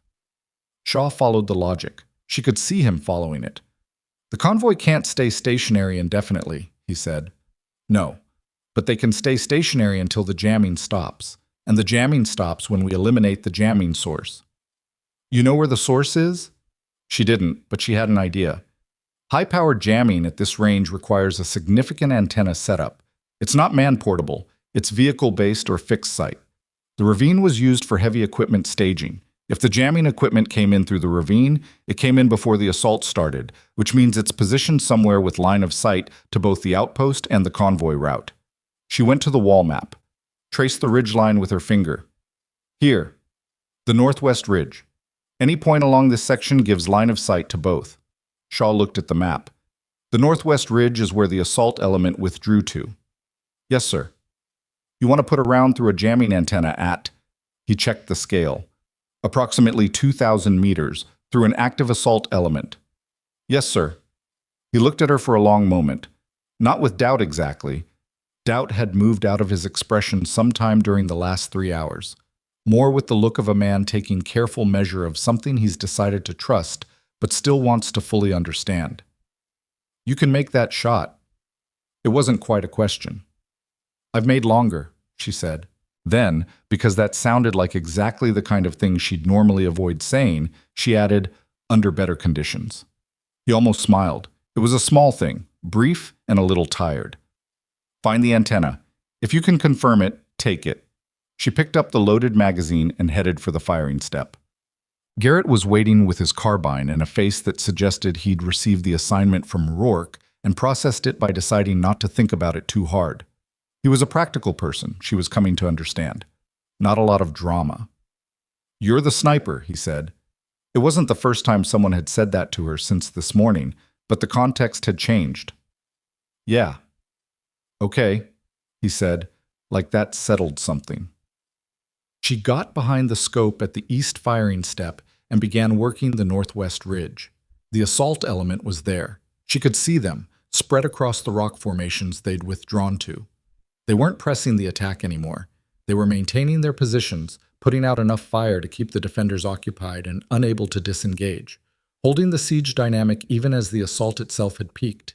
She scanned methodically, looking for something that didn't belong in a fighting position. Jamming equipment had a specific visual signature: antenna arrays, cable runs, and the vehicles or generators that powered them. At 2,000 meters, she was at the edge of confident target identification, especially with the morning heat distortion building off the slope. She found it at 11:03. It was tucked behind a vehicle, a commercial pickup truck, dark-colored, parked in the lee of the largest rock formation near the center of the withdrawal line. The antenna array was small but distinctive, a multi-element directional setup angled down the valley, exactly the orientation you'd use to jam both the outpost and the road below simultaneously. A cable ran from the array down the back of the truck to what was probably a generator in the truck bed. She ranged it, 2,140 meters. At that range, the 338 Lapua was still capable, but the ballistic arc was significant and the wind call was critical. She looked at the flag on the antenna. It was flapping in a direction that suggested the wind at the ridge was different from the wind at her position. Upper-level crosswind, probably from the north, maybe 8 to 10 miles per hour at the target. She'd need to account for that without a direct measurement at range. She clicked 14 MOA of elevation. 3 MOA of windage as an estimate, right to left. Moved her parallax adjustment to the maximum. She had 11 rounds of .338 remaining before the switch to Harker's magazines, which were 7.62. Different rifle. She couldn't use them. 11 rounds. She didn't need all 11. She needed the antenna array, which meant she needed the cable connection between the array and the power source. If she severed that or damaged the array itself, the jamming would stop. She held on the antenna. The heat shimmer was making the image breathe, a slow, wave-like distortion that moved the target laterally by what appeared to be 6 to 8 inches, but was probably less at the actual range. She had to time the shot for when the distortion cycled through its steadiest phase. She waited, watched the shimmer, found its rhythm, pressed the trigger. Through the scope, she saw the cable snap. The antenna lurched sideways, one element bending sharply, but the array was still up. The mount had held. She cycled, adjusted 1 MOA left, waited for the shimmer, pressed again. The antenna array collapsed against the truck's cab, cable whipping loose. The directional elements folded in on each other like a broken umbrella. She waited 15 seconds. Reyes's voice on the radio, sharp and immediate. "Overwatch. Comms are back. Jamming stopped. I'm getting brigade on guard right now." Garrett, beside her, let out a sound that was approximately a word, but mostly just air. She keyed the radio. "Actual Overwatch. Jamming source is down. Get Paladin 6 on the net immediately. Tell him to hold position. Do not move to the alternate route. Say again, do not move to the alternate route." Shaw came back in 4 seconds. "Copy. Reyes is on it." She stayed behind the scope and watched the northwest ridge. With the jamming down, things would change. The assault element would know their communications advantage was gone, which meant they'd either press hard to finish quickly or begin pulling back. She watched their positions, watched for movement. She saw it after 2 minutes. The fighters at the far left of the withdrawal line, the ones farthest from the center rock formation, started moving. Not toward the outpost. Away from it. Northeast, back up the ridge, using the rock formations as cover. They were pulling out. The signal had been the jammer going down. When the antenna collapsed, the assault element knew the operation had failed at the strategic level. The convoy wasn't going to be in the pass. The jamming advantage was gone. Continuing the assault now cost men and ammunition for an objective that no longer existed. She watched them go. Methodically, efficiently. The northwest element peeled off by squad, one group moving while another held firing positions to cover the withdrawal. Disciplined to the end. Whoever had trained these fighters had done it properly. She didn't pursue them with the scope. She had 11 rounds, and she needed them to stay 11. The last shot fired at Blackstone Outpost that day came at 11:47, a single rifle round from a fighter on the South Ridge who was himself withdrawing, probably a parting gesture more than a genuine tactical action. It hit the sandbag wall of the north firing step and went nowhere. Garcia, still at his watchtower post with a bandaged head and no observation window, called it out over the radio with the flat competence of someone running on determination and not much else. After that, there was silence. Not the held-breath silence of before the attack. A different kind. The stunned, ringing quiet that settles over a place where a lot of things have happened in a short time, and the people in it are only beginning to understand the full shape of what those things were. Mara stayed at her firing position for another 20 minutes. Not from obligation, the threat had withdrawn. She stayed because she wasn't done cataloging. She noted the withdrawal routes, the timing, the discipline of the pullback, the fact that the mortar team had managed to extract its tubes without leaving equipment behind, which said something about the quality of their planning. She wrote it all in the notebook with the same handwriting she used for everything, small, precise, the habit of a person who had learned to record things accurately because you never knew which detail would matter later. When she finally stood up, her legs were stiff, and her elbow had dried into a stiff, pulling sensation.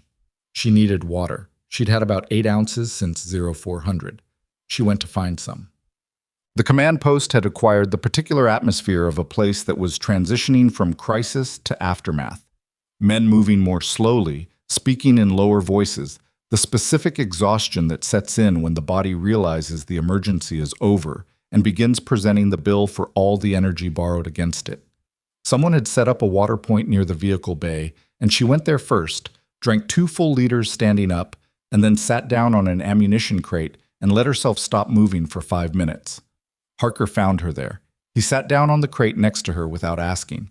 He had a cut on his chin that had been taped with butterfly strips, and his left eye was swelling from something. Impact, probably. Stone fragment or pressure wave. "The 2 magazines," she said. "Keep them." She looked at him. "Consider it an investment," he said, "in having a good sniper at this outpost." He looked straight ahead at the smoke-stained wall of the vehicle bay. "The convoy's clear?" "As far as I know, Reyes was working Paladin 6 the last I heard." "Price?" "Still with the convoy, I assume." Harker nodded. They sat in silence for a moment. It was a different kind of silence than the one between them on her first night, when he'd asked about her notebook and she'd given him monosyllables. This one had some weight to it, shared weight. "For what it's worth," he said, "I saw Rourke. When you were on the south slope, he was watching through the binos." She said nothing. "He didn't say anything. He just watched."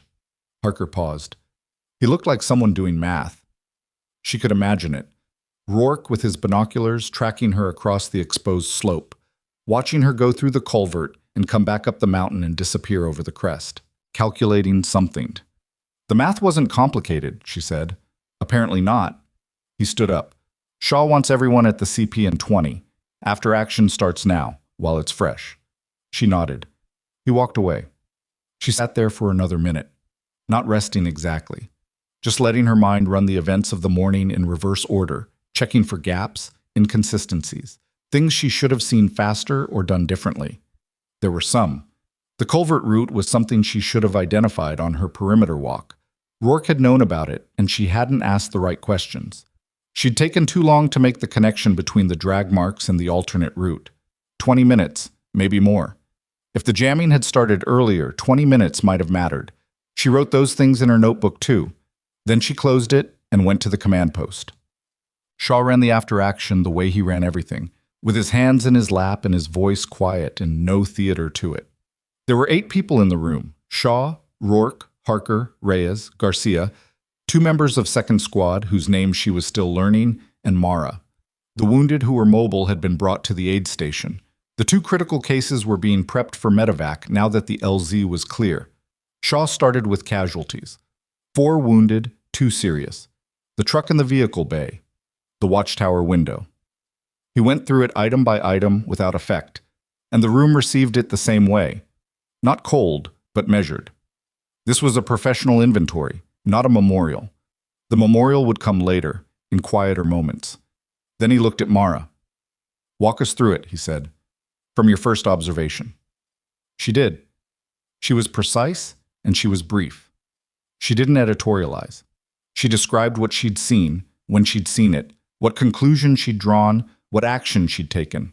The rock on the ridge, the drag marks, the village going dark, the machine gun position, the IED truck and the boy driving it, the ravine and what was inside it, the commander on the south ridge, the antenna array on the northwest ridge.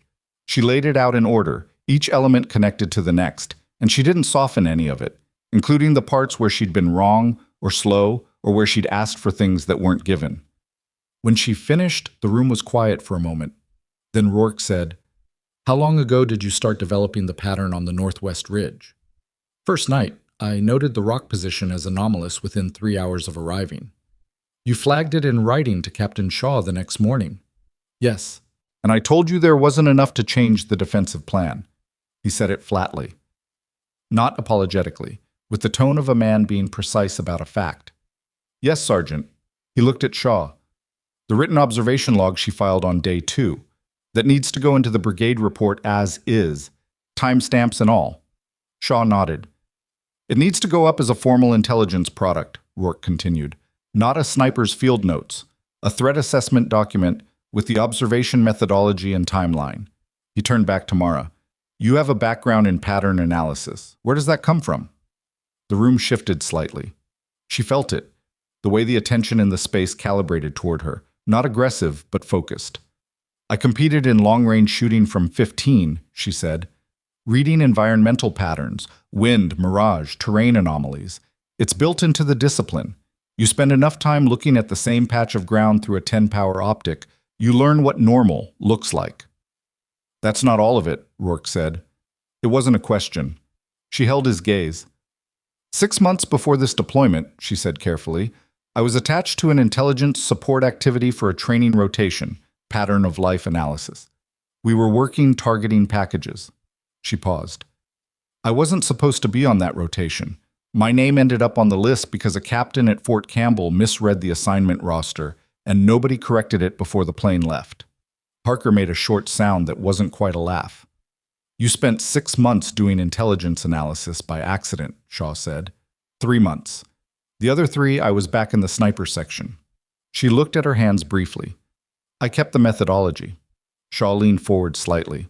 "That methodology is what caught the convoy ambush before it happened. The methodology and 3 days of observation, sir. And the willingness to follow the observation to its conclusion, even when it wasn't welcomed." He said it without looking at Rourke, which was a kind of consideration. Rourke, for his part, showed no reaction to that. He was looking at the map on the wall, the one with her hand-drawn grid references and the ravine notation she'd added before the attack. "The IED truck," he said, still looking at the map. "The driver. 1617 civilian clothes, no weapon. He was coerced. You stopped the truck without killing him. Engine block shot. Yes. At 1200 meters. Yes." Rourke turned from the map and looked at her directly. "That's not a standard engagement solution. Most people in that situation shoot the driver." She looked back at him. "Most people in that situation haven't been watching the slope for 3 days and built a picture of what was happening." She paused. "I knew what that truck was before it got close enough to threaten the wire. I had time to make a different choice." The room was quiet. Rourke nodded slowly. A single deliberate movement. It wasn't agreement with a position. It was something more fundamental. The physical acknowledgement of a fact he couldn't argue with and had stopped wanting to. "Reyes," Shaw said, "what's the status on the convoy?" Reyes looked up from the radio log she'd been annotating. "Paladin 6 is holding at the halt point. Brigade has been notified of the alternate route compromise. They're coordinating an escort element to link up before the convoy moves." She glanced at Mara. "Paladin 6 asked me to pass a message." "Go ahead." He said, and I'm quoting, "Tell the corporal with the bleeding arm that she was right and I was slow, and those are not two things I enjoy admitting in the same sentence." A few people in the room made sounds. Parker's was the loudest. Mara looked at her elbow, which she'd forgotten about. The dried blood had gone stiff against her sleeve. "Price?" she said. "Is he still with the convoy?" "Arrived with you and stayed," Reyes confirmed. He's been helping Paladin 6 establish the security perimeter. He's fine. He's got a blister on his right foot the size of a playing card. She felt something release that she hadn't known she was holding. After the after-action, the room cleared slowly. Shaw stopped her at the door. "The full intelligence product," he said. The one Rourke mentioned. "Can you write it up tonight?" "Yes, sir." "I want it at brigade within 48 hours. The observation methodology, the threat indicators you used, the timeline, the pattern analysis." He paused. "There's a standard format, but I want your words in it, not the format's words. The format is a container. The thinking is yours." "Understood, sir." He looked at her elbow. "Get that cleaned. There's a medic at the aid station who's not currently occupied." She nodded and started for the door. "Bennett." She stopped, turned. Shaw had the look of a man who had chosen his next words carefully and then chosen them again. "I should have moved faster on your Day 2 assessment. That's on me, not on the defensive plan, and not on Sergeant Rourke." She looked at him. He meant it. She could tell because he wasn't performing it. There was no ceremony in it, no gesture towards self-absolution, just a man identifying an error and placing it accurately. "Yes, sir," she said. It was the only honest response. He nodded. "Get some rest after the medic." She went. The medic, a short, serious specialist named Dominguez, cleaned and dressed her elbow without small talk, which she appreciated. It needed 4 steri strips and a pressure wrap. He told her she had minor blast-induced tinnitus in her right ear from the close mortar impact, and she should expect it to persist for several days. She told him she'd noticed. He told her that wasn't the same as getting it checked. She told him she understood. He gave her 2 ibuprofen and a bottle of water and told her to come back in the morning. She sat outside the aid station in the declining afternoon light and opened her notebook, wrote the date, the time, and a single line at the top of a clean page. Documentation of threat indicators, Blackstone Outpost, initial observation through engagement, formal record. Then she started writing.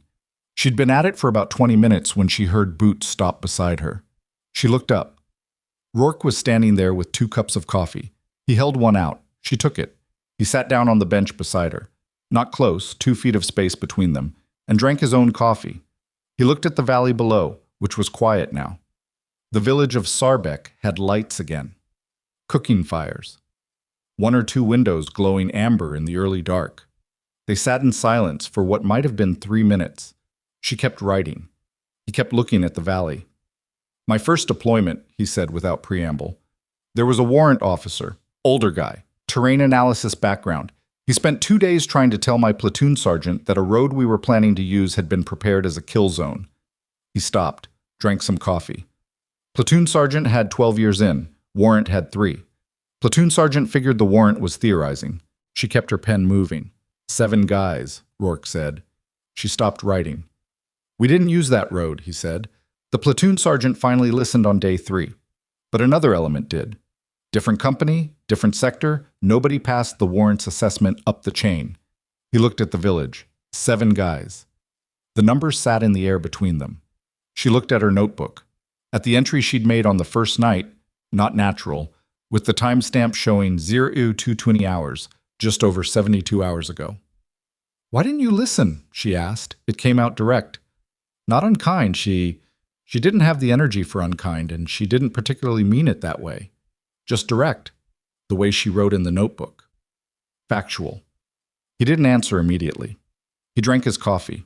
She watched him think about it, watched the small movements in his face, the way a complicated thing moved through a man who didn't usually let complicated things show. "Because you were new," he said finally. "Because you were 24, because you'd been here 36 hours. He paused. "Because of what you looked like when you walked off that truck." She said nothing. "None of those are reasons," he said. "I know that." "I know you know that," she said. He looked at her sideways, not offended. Something more uncomfortable. The look of a man being seen accurately by someone he'd rather have kept at a distance. "The assessment you're writing," he said. "The methodology. How long does it take to develop?" She thought about it. "Depends on the operator. The pattern recognition is learnable. The patience is harder." "How do you teach patience?" "I'm not sure you can teach it. I think you develop it or you don't." She looked at her notebook. My father used to sit in a deer blind for 6 hours without moving. He said the difference between seeing a deer and not seeing one was almost always time, not technique. Rourke was quiet for a moment. He teach you to shoot? Yes. Montana, I heard. Yes. Long way from Montana. Yes. He finished his coffee, set the cup down on the bench beside him, looked at the valley for another moment. The rifle case, he said. She waited. That was wrong. He said it the same way he'd said everything else, without ceremony, without performance, just placed it there like a fact that belonged in the record. She looked at him. He was already standing up. Get the report written, he said. Shaw needs it before the brigade debrief. He picked up his cup, looked at her one more time, a different kind of look than the one he'd given her when she'd walked off the truck. The measuring quality was still there, but what it was measuring had changed completely. You did good work today, Bennett. He walked back toward the command post. She watched him go. Then she looked at her notebook, at the line she'd written 3 days ago in the dark. The first night, the scope on the ridge and the rock that was wrong, and the 2 words she'd underlined because she was certain, and because certainty, in her experience, was worth committing to paper even when nobody wanted to hear it. Not natural. She turned to a clean page and kept writing. She wrote for 3 hours. The light went from pale afternoon to the gray-orange of high-altitude dusk to the flat dark of mountain night, and she wrote through all of it, the notebook open on her knee, her pen moving in the small controlled script she'd been using since she was 15 and keeping range logs in her father's blind. When the light got too low, she moved inside the command post and sat at the end of the table with a headlamp clipped to her collar, angled down at the page so it wouldn't bother anyone else. Nobody bothered her. Reyes brought her a plate of food at some point, rice and something that had once been chicken, and set it beside the notebook without comment. Mara ate it without looking away from the page. She wasn't precious about the writing. It wasn't creative work. It was technical work with narrative structure, which was a different thing. You were building a chain that had to hold under examination, each link connected to the next by evidence rather than assertion. The whole thing coherent enough that someone reading it 6 months later in a different country could follow the thread from first observation to final action and understand exactly why each decision had been made. She wrote the rock entry first, timestamp, grid reference, observation conditions, reasoning, then the drag marks, then the lights in the valley, then the village going dark. She wrote the machine gun position and the IED truck and the boy who'd been driving it and the assessment that had led her to target the engine block rather than the cab. She wrote the ravine in precise detail, dimensions as best she could estimate, weapon types, fighter count, staging orientation, the implications of the truck positions. She wrote the communications analysis, why the jamming pattern indicated professional military-grade equipment and centralized planning, why the timing of the jamming onset suggested active observation of the outpost throughout the assault. She wrote the antenna identification and the engagement at 2,100 meters, and she wrote it in plain language, not modestly and not boastfully, just as a description of a firing solution and its result. At the bottom of the last page, where the formal product would have a summary block, she wrote a single paragraph in slightly larger script than the rest. The indicators present at Blackstone Outpost in the 72 hours preceding the assault were individually ambiguous and collectively conclusive. No single observation justified a change in defensive posture. The complete pattern did. Pattern recognition under time pressure in a degraded information environment requires patience, systematic documentation, and the institutional willingness to receive uncertain assessments before they become certain ones. The cost of receiving uncertain assessments early is inconvenience. The cost of receiving them late is measured in different units. She read it back, considered taking it out. It was more editorial than the rest of the document. She left it in. Shaw could decide if it stayed in the final product. She was still at the table when Price came back through the wire at 21:30. She heard him before she saw him, his voice at the vehicle bay, talking to the soldier on gate watch, the particular cadence of someone who'd been through something and was processing it by talking. He came into the command post still wearing his kit, his face gray with dust and tiredness, a field dressing on his right hand that hadn't been there when he'd left. He stopped when he saw her. She looked at the hand. What happened? Stone fragment. When we were setting up the convoy perimeter. He looked at it like he'd forgotten it was there. Doesn't need stitches. Dominguez already checked it. Sit down. He sat across from her. He looked at the notebook, at the headlamp, at the plate that was now empty. He looked like he had something to say and was trying to find the right place to start. "The convoy commander," he said, "Paladin 6. He put something in writing." "Reyes told me." "Not that." Price reached into his chest pocket and pulled out a folded piece of paper, handwritten, on a page torn from a standard-issue message pad. "He gave this to me when the escort element arrived and I was heading back. Said to give it to the corporal." He set it on the table and pushed it toward her. She unfolded it. The handwriting was compact and slightly slanted, the writing of a man who'd filled out a great many official documents and let the habit bleed into personal correspondence. "Corporal Bennett, 412 people on this convoy. I've done this route 11 times. The pass has never been compromised. I would have driven into it. I want you to understand clearly what your 3 days of work and one sprint up a mountain actually represented in practical terms. In 22 years, I have made 2 decisions I'm genuinely ashamed of. This would have been the third. You prevented that. I don't know if that means anything to you. It should. LTC Gerald Marsh, Paladin 6. She read it twice, folded it, and set it back on the table. Price was watching her. 412, he said. Yeah. I didn't know the exact number until he said it. He looked at his bandaged hand. When we were running down the slope, I kept thinking, what if she's wrong? What if we're doing this and she's wrong and we're going to come back and Rourke's going to... He stopped. I kept thinking it. I know. But I kept running. I know that too. He was quiet for a moment. I was one of the ones who laughed when Rourke dropped your kit. She looked at him. I didn't laugh out loud, he said, but I thought it was... He worked his jaw. I thought it was funny. The situation. A woman with a rifle case showing up at a combat outpost. He shook his head. I was a jackass. She considered that. You ran up a mountain with me. After you had to convince me. You were scared. You still ran. She looked back at her notebook. That's what matters. He sat with that for a moment. It didn't seem to fully satisfy him, and she thought that was probably appropriate. She wasn't in the business of providing absolution, and he wasn't looking for it exactly. He was looking for a way to carry something accurately. That was different. Get some sleep, she said. Shaw's sending the report to brigade in the morning, and there will be follow-on interviews. He nodded and stood. He looked at the folded paper on the table. You should keep that, he said. She picked it up and put it in the notebook. She slept 4 hours. It wasn't restful sleep. Her right ear still rang, and she kept surfacing from dreams that were shapeless but anxious. The feeling of a pattern almost resolved, but not quite. She woke at 0400 out of habit, lay still for 30 seconds, and then got up. She was at her firing position before first light. Old habit. The scope up. The valley below still dark, the village of Sarbek showing a few early lights. Cooking fires lit before dawn, the normal rhythm resumed. She scanned the northwest ridge.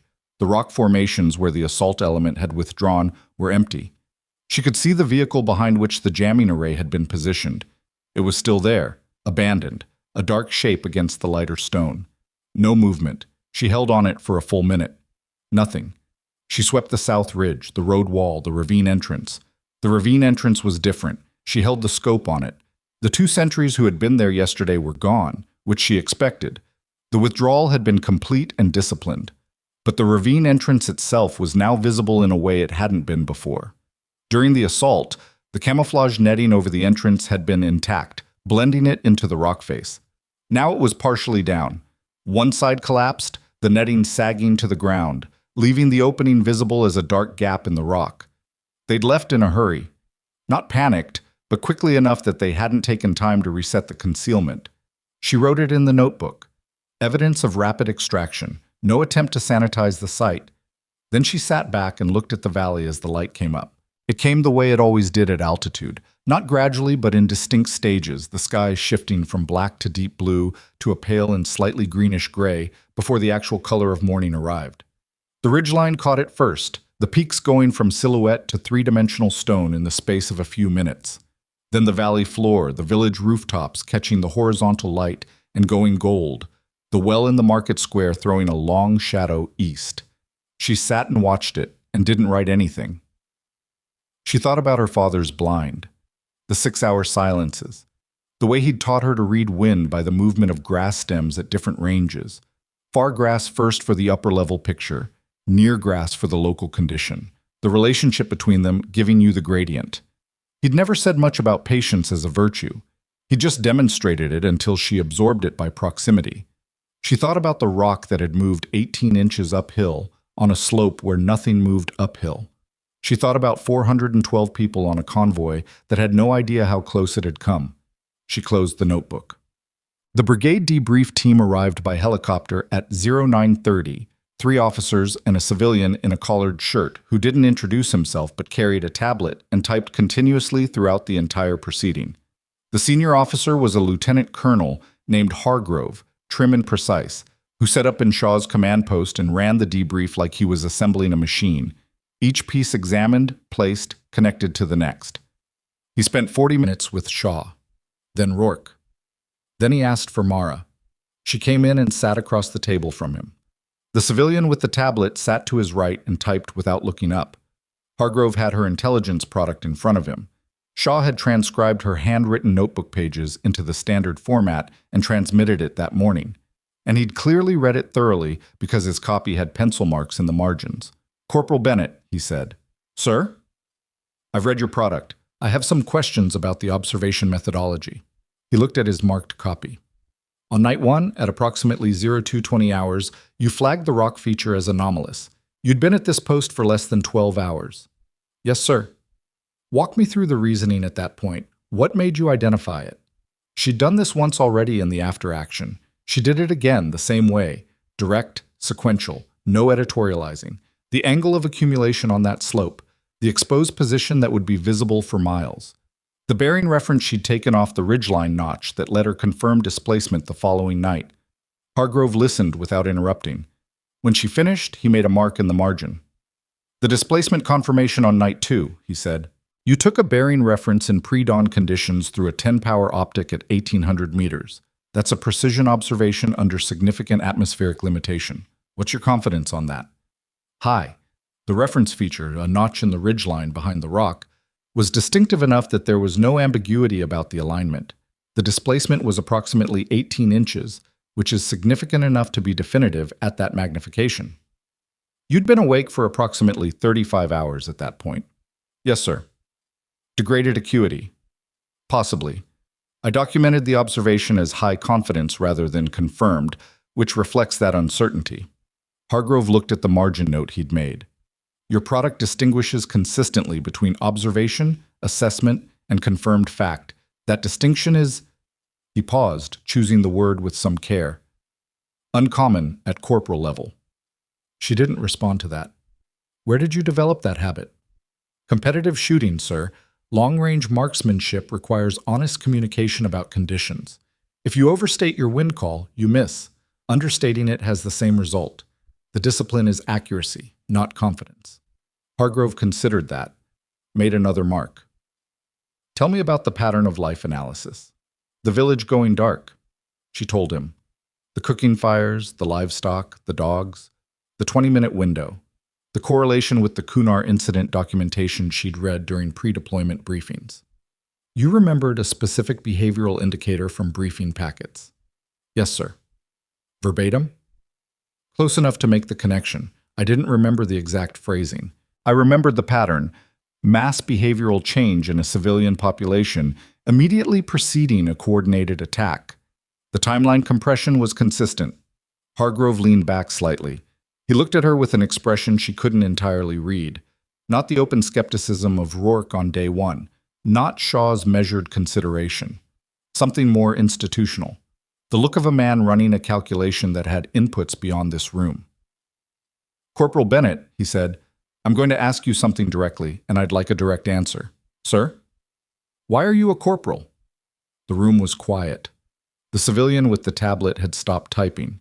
She looked at Hargrove. The question was genuine. She could hear it in the way he'd phrased it. Not rhetorical, not a setup. An actual question, from a man looking at a set of facts that didn't add up to the rank insignia on her collar. "I've been in 3 years, sir. Standard timeline. You have a sniper MOS, a top 10 finish from the qualification course, and what appears to be a self-developed intelligence analysis methodology that you applied correctly under live fire conditions to prevent a major convoy ambush. 3 years in, you're a corporal. Yes, sir? That's an answer to a different question than the one I asked. She held his gaze. I haven't pushed for advancement, sir. Why not? She thought about how to answer that honestly. The honest answer was complicated, and she wasn't sure it was entirely clear to herself, let alone expressible to a lieutenant colonel she'd met 40 minutes ago. But she tried. I came in to find out if what I was good at meant something when it was real, she said. I didn't come in to manage a career, I came in to do the work. She paused. I figured the rank would follow the work, or it wouldn't. Hargrove was quiet for a moment. That's a reasonable philosophy, he said. It's also how people with exceptional capability end up spending their careers as NCOs, while the institution misses what they could do at higher levels of responsibility. He picked up her intelligence product. This document is going to reach people above my pay grade. I want you to understand that. Yes, sir. It's going to raise questions about how the threat assessment process at outpost level is conducted, and what kind of training produces analysts who can do what you did in a degraded environment. I'm not an analyst, sir. I'm a sniper. You're both, he said. It was not a compliment delivered for warmth. It was a classification. That combination is rarer than you may understand. He closed the product folder. The civilian resumed typing. I'll have follow-on questions later today, Hargrove said. For now, thank you, Corporal. She stood. Sir? She was at the door when he spoke again. One more thing. The shot on the jamming array. 2,100 meters, moving target, atmospheric distortion, heat shimmer, unknown upper-level wind. She stopped. Turned. 2 rounds, he said. Yes, sir. First round bent one element. Second round collapsed the array. Yes, sir. Most qualified snipers would not have attempted that shot. She looked at him steadily. Most qualified snipers didn't have 11 rounds left, and a convoy about to move. Hargrove looked at her for a long moment. Then he nodded once and looked back down at his notes. She left. Price was outside the command post, sitting on the same ammunition crate she'd used the day before. He had both boots off and was inspecting his right foot with the expression of a man betrayed by something he'd trusted. She looked at it. The blister was impressive. Reyes hadn't exaggerated. Dominguez, she said, told me to keep it clean and stop walking on it. He put his sock back on. I have perimeter guard in 2 hours. That's the army. That's the army, he agreed. She sat down beside him. The morning had reached its full brightness now, the kind of clear, high-altitude light that made everything look slightly unreal, too sharp at the edges, colors too saturated. The valley below was fully lit. A vehicle was moving on the road. The distant glint of a windshield, moving south, a supply truck, or a local vehicle heading into the district. Normal. The valley was normal again. Hargrove, Price said. He was in there a long time. He's thorough. What do you want? Questions about the methodology, the observation process. Price nodded. He looked at the valley. The boy, the one driving the truck. She looked at him. I heard he's at the brigade, the kid. They got him medical and they're working on finding his family. He picked at the edge of his field dressing on his hand. You knew he was coerced before you fired. I assessed he was. At 1,200 meters. Body language is readable at range if you know what you're looking at. Price was quiet for a moment. I've been thinking about that. About how you could tell. He looked at her. How do you know what coercion looks like at 1,200 meters? She thought about how to answer. The honest answer was that she'd spent 3 years looking at people through a 10-power optic under conditions of extreme pressure. And in that time, she'd learned that bodies communicate differently than faces. Faces can be controlled. Bodies rarely are. The teenage boy in that truck had been controlling his face, jaw set, eyes forward. But his hands on the wheel were wrong. His shoulders were wrong. The way he sat too straight and too rigid was wrong. You could see it if you'd learned to see it. But that was a long answer. Practice, she said. Price accepted that. He looked at the valley. He probably doesn't even know your name. No. You saved his life and he doesn't know your name. A lot of people don't know a lot of things, she said. That doesn't change what happened. He looked at her sideways. It was a searching kind of look, like he was trying to understand something about the way she was built and finding it genuinely foreign, not hostile, just unfamiliar. Doesn't that bother you? She thought about it honestly.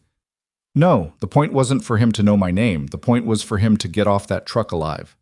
Price nodded slowly, like something had settled in him. Okay, he said. Rourke found her at the firing position that afternoon. She was running a maintenance check on the rifle, field strip, bore inspection, reassembly, the kind of methodical work that didn't require thought and let the mind settle. She heard his boots on the stone and didn't look up. He stood at the edge of the step and watched her work for a moment. She finished running the bore brush, checked the crown, began reassembling. Hargrove's filing a supplemental report, he said. He's recommending your intelligence product be reviewed by the ISA targeting cell and incorporated into the Outpost observation training curriculum. She looked up at that. The whole product? The methodology section, the threat indicator framework, he paused, and the last paragraph. She went back to the reassembly, seated the bolt, checked the trigger reset. The ISA attachment, Rourke said, the one you were on by accident. Yes. 3 months of pattern of life analysis. Yes. You never put it on your evaluation report. She looked up at him. It wasn't my assignment officially. I was technically on temporary duty to the sniper section the whole time. The ISA attachment wasn't in my orders. But you did the work. Yes. Rourke's expression did the complicated thing it had been doing since yesterday. The recalibration she'd watched happen in stages, like something large and heavy being repositioned by increments. Why didn't you document it? She thought about that. The real answer was that she'd gone on that rotation expecting to be sent back inside a week, a misassigned corporal who didn't belong there. And by the time it became clear she was going to stay, she'd stopped thinking about what it meant for her record and started thinking about the work. The work had been interesting. She'd been good at it. That had been enough. I didn't think about it, she said. And then, because that was imprecise, I was thinking about other things. Rourke looked at her. You do that a lot. What? Not think about yourself while you're thinking about the problem. She had no particular response to that. She set the rifle across the sandbags and looked at the northwest ridge. The abandoned vehicle was still visible behind the rock formation. Someone from brigade would come up to process the site, collect the jamming equipment, document the position, try to trace the supply chain that had gotten military-grade electronic warfare hardware to a militant force in a mountain province. The debrief, she said. What happens now? Brigade reviews the report. The supplemental goes to ISA and to the training command. He paused. And there's a formal action being recommended. She looked at him. Shaw submitted it this morning. He said it without particular inflection, like he was reporting a weather reading. Commendation citation. He documented the Day 2 assessment filing, the convoy warning, the IED truck engagement, the jammer elimination. A pause. I co-signed it. The silence that followed was not entirely comfortable. Not because the information was unwelcome. She was experienced enough to understand that formal recognition had practical consequences for the people she'd work with next, and she wasn't indifferent to those consequences. The discomfort was more specific. It was the particular awkwardness of receiving acknowledgement from the man who'd thrown her gear in the dirt, under circumstances that made refusal of the acknowledgement seem petty and acceptance of it seem like a transaction. You didn't have to do that, she said. No, he agreed. I did it anyway. He looked at the ridge. The citation documents the methodology and the timeline, including the Day 2 filing. He paused. That part was my recommendation specifically. She understood what he was doing. The citation, if it included the Day 2 filing, created a formal record showing that the threat assessment had been documented and provided to command 24 hours before the attack, and that the assessment had been accurate. It wasn't an indictment of anyone. It was a data point in the institutional record. But it was a data point that would be visible to anyone reviewing what had happened at Blackstone, and it said something specific about what early warning looked like and what the cost of not acting on it could have been. He was putting the lesson where the institution could find it. The rifle case, she said. He looked at her. When you put it in the formal record, don't include that. She held his gaze. It's not relevant to the operational assessment, and it'll only make the paperwork more complicated. He looked at her for a long moment, not surprised exactly. more like a man encountering an unexpected generosity and not being sure what to do with it. "It was misconduct," he said. "I know what it was. I'm telling you to leave it out." "Why?"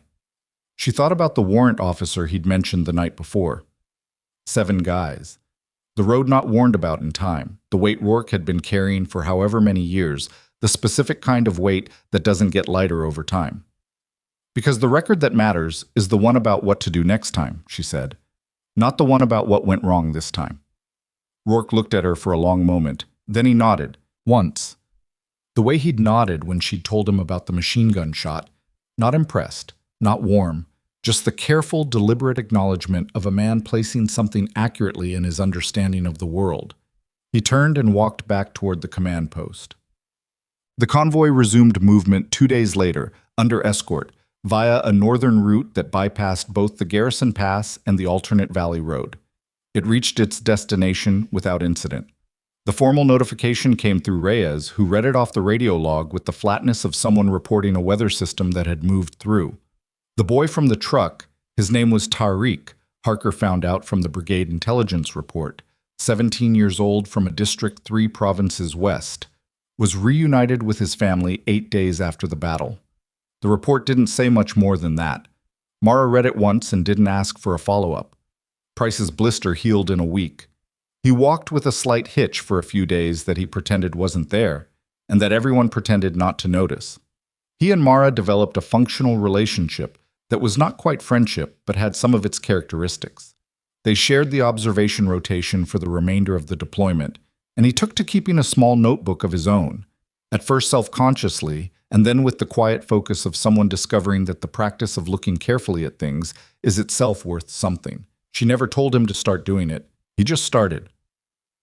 Reyes was recommended for a commendation of her own for the comms work during the jamming period, maintaining the relay connection through signal degradation long enough to get the convoy warning through.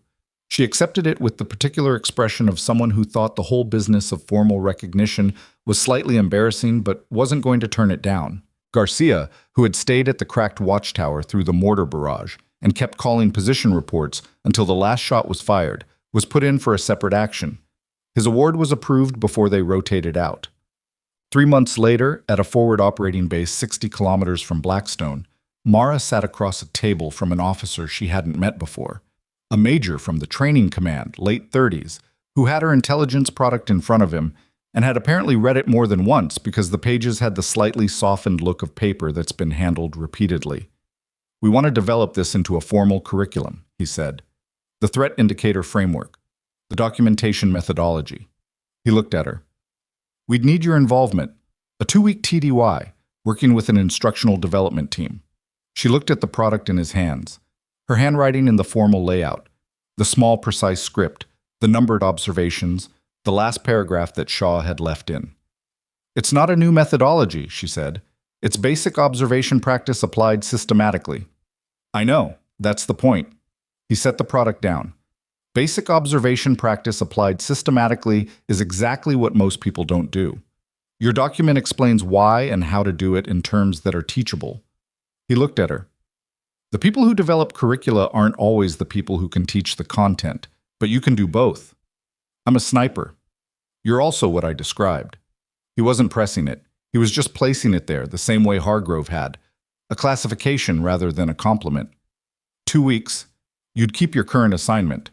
She thought about her father's blind, about the 6-hour silences, about the way he'd never explained patience as a concept, but had simply demonstrated it until she'd learned it through proximity and repetition. "You'd need to make it practical," she said, "not theoretical. Snipers don't respond well to theoretical instruction." "I know. And the documentation section needs to be simple enough to apply under load. If it takes more than 5 minutes to fill out an observation entry, people stop filling it out." "Agreed. And the threat indicator examples should come from multiple AOs, not just this one incident. One case study isn't a pattern." "Also agreed." He had a slight expression now, the look of a man who'd come to offer something and was discovering the terms were being set for him. He didn't seem to mind. "Does that mean yes?" She looked at the product one more time, at the paragraph at the bottom. "The cost of receiving uncertain assessments early is inconvenience. The cost of receiving them late is measured in different units." Yes, she said. She never talked about Blackstone in public. Not because she was ashamed of it, she wasn't, or at least she'd made her peace with the parts of it that were complicated, but because the things that happened there didn't fit neatly into a story the way people expected stories to fit. People wanted a version with clean lines, the woman who was doubted and proved them all wrong. She understood the appeal. It just wasn't exactly what had happened. What had happened was messier and more incremental than that. Rourke had been wrong and then he'd corrected course, which was harder than not being wrong in the first place and deserved to be acknowledged even if it arrived too late. Shaw had listened when it counted, which was more than nothing, even though he should have listened sooner. Price had been a jackass and then he'd run up a mountain, which was one of the more honest character arcs she'd witnessed. The boy named Tariq had gone home to his family, and that outcome had required a precise firing solution and a specific understanding of what coercion looks like in a human body at 1,200 meters. And there was no clean story to be told about that either, just the fact of it, and the fact that she was glad it had gone that way. Her notebook from Blackstone ended up in the training curriculum. Not the whole thing. Some of it was classified, some of it was personal, some of it was just her working through the observation data in real time and not intended for any audience. But the threat indicator framework and the documentation structure and the methodology for building a pattern of life assessment from limited data in a degraded environment. Those pages were reproduced and taught to every sniper section that came through the training pipeline for the next 4 years. She taught 2 of those courses herself. The second one was better than the first. She was a staff sergeant by the time she taught the second one. Rourke had called her when the promotion came through. A brief and slightly awkward call that lasted less than 4 minutes and ended with him saying you earned it in the tone of a man who had never been comfortable saying things like that and was doing it anyway. She told him she'd learned some of it from watching how he ran the perimeter. There was a silence on the line. Then he said, "Don't be generous just to be generous." "I'm not being generous," she said. "You ran a tight perimeter. That's a fact." Another silence, shorter. "All right," he said. She kept the notebook. All of her notebooks, actually. She had 11 by the time she finished her 3rd deployment, each one filled in the same small, precise script, each one beginning with a date and a location and building from there. The Blackstone one lived on the left side of her kit bag, in the mesh pocket she used for documents she needed fast access to. The last entry in that notebook, written on the bench outside the aid station with a headlamp and a cup of coffee going cold beside her. Read, observation window, 72 hours. Threat identification, complete before assault began. Assessment accuracy, sufficient. What took longest, being heard. Note for next time, find a way to be heard faster. Or, work somewhere that listens. She underlined the last line. Then she closed the notebook, looked at the valley below Blackstone with its cooking fires, and its ordinary darkness, and its 2,000 feet of empty air between the rock and the valley floor.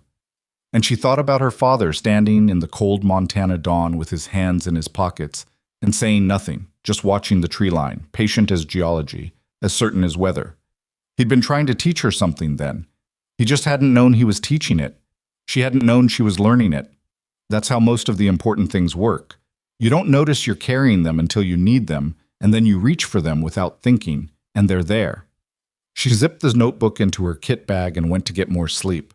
Sometimes the most important thing a person can do is to keep paying attention, especially when everyone around them has already looked away.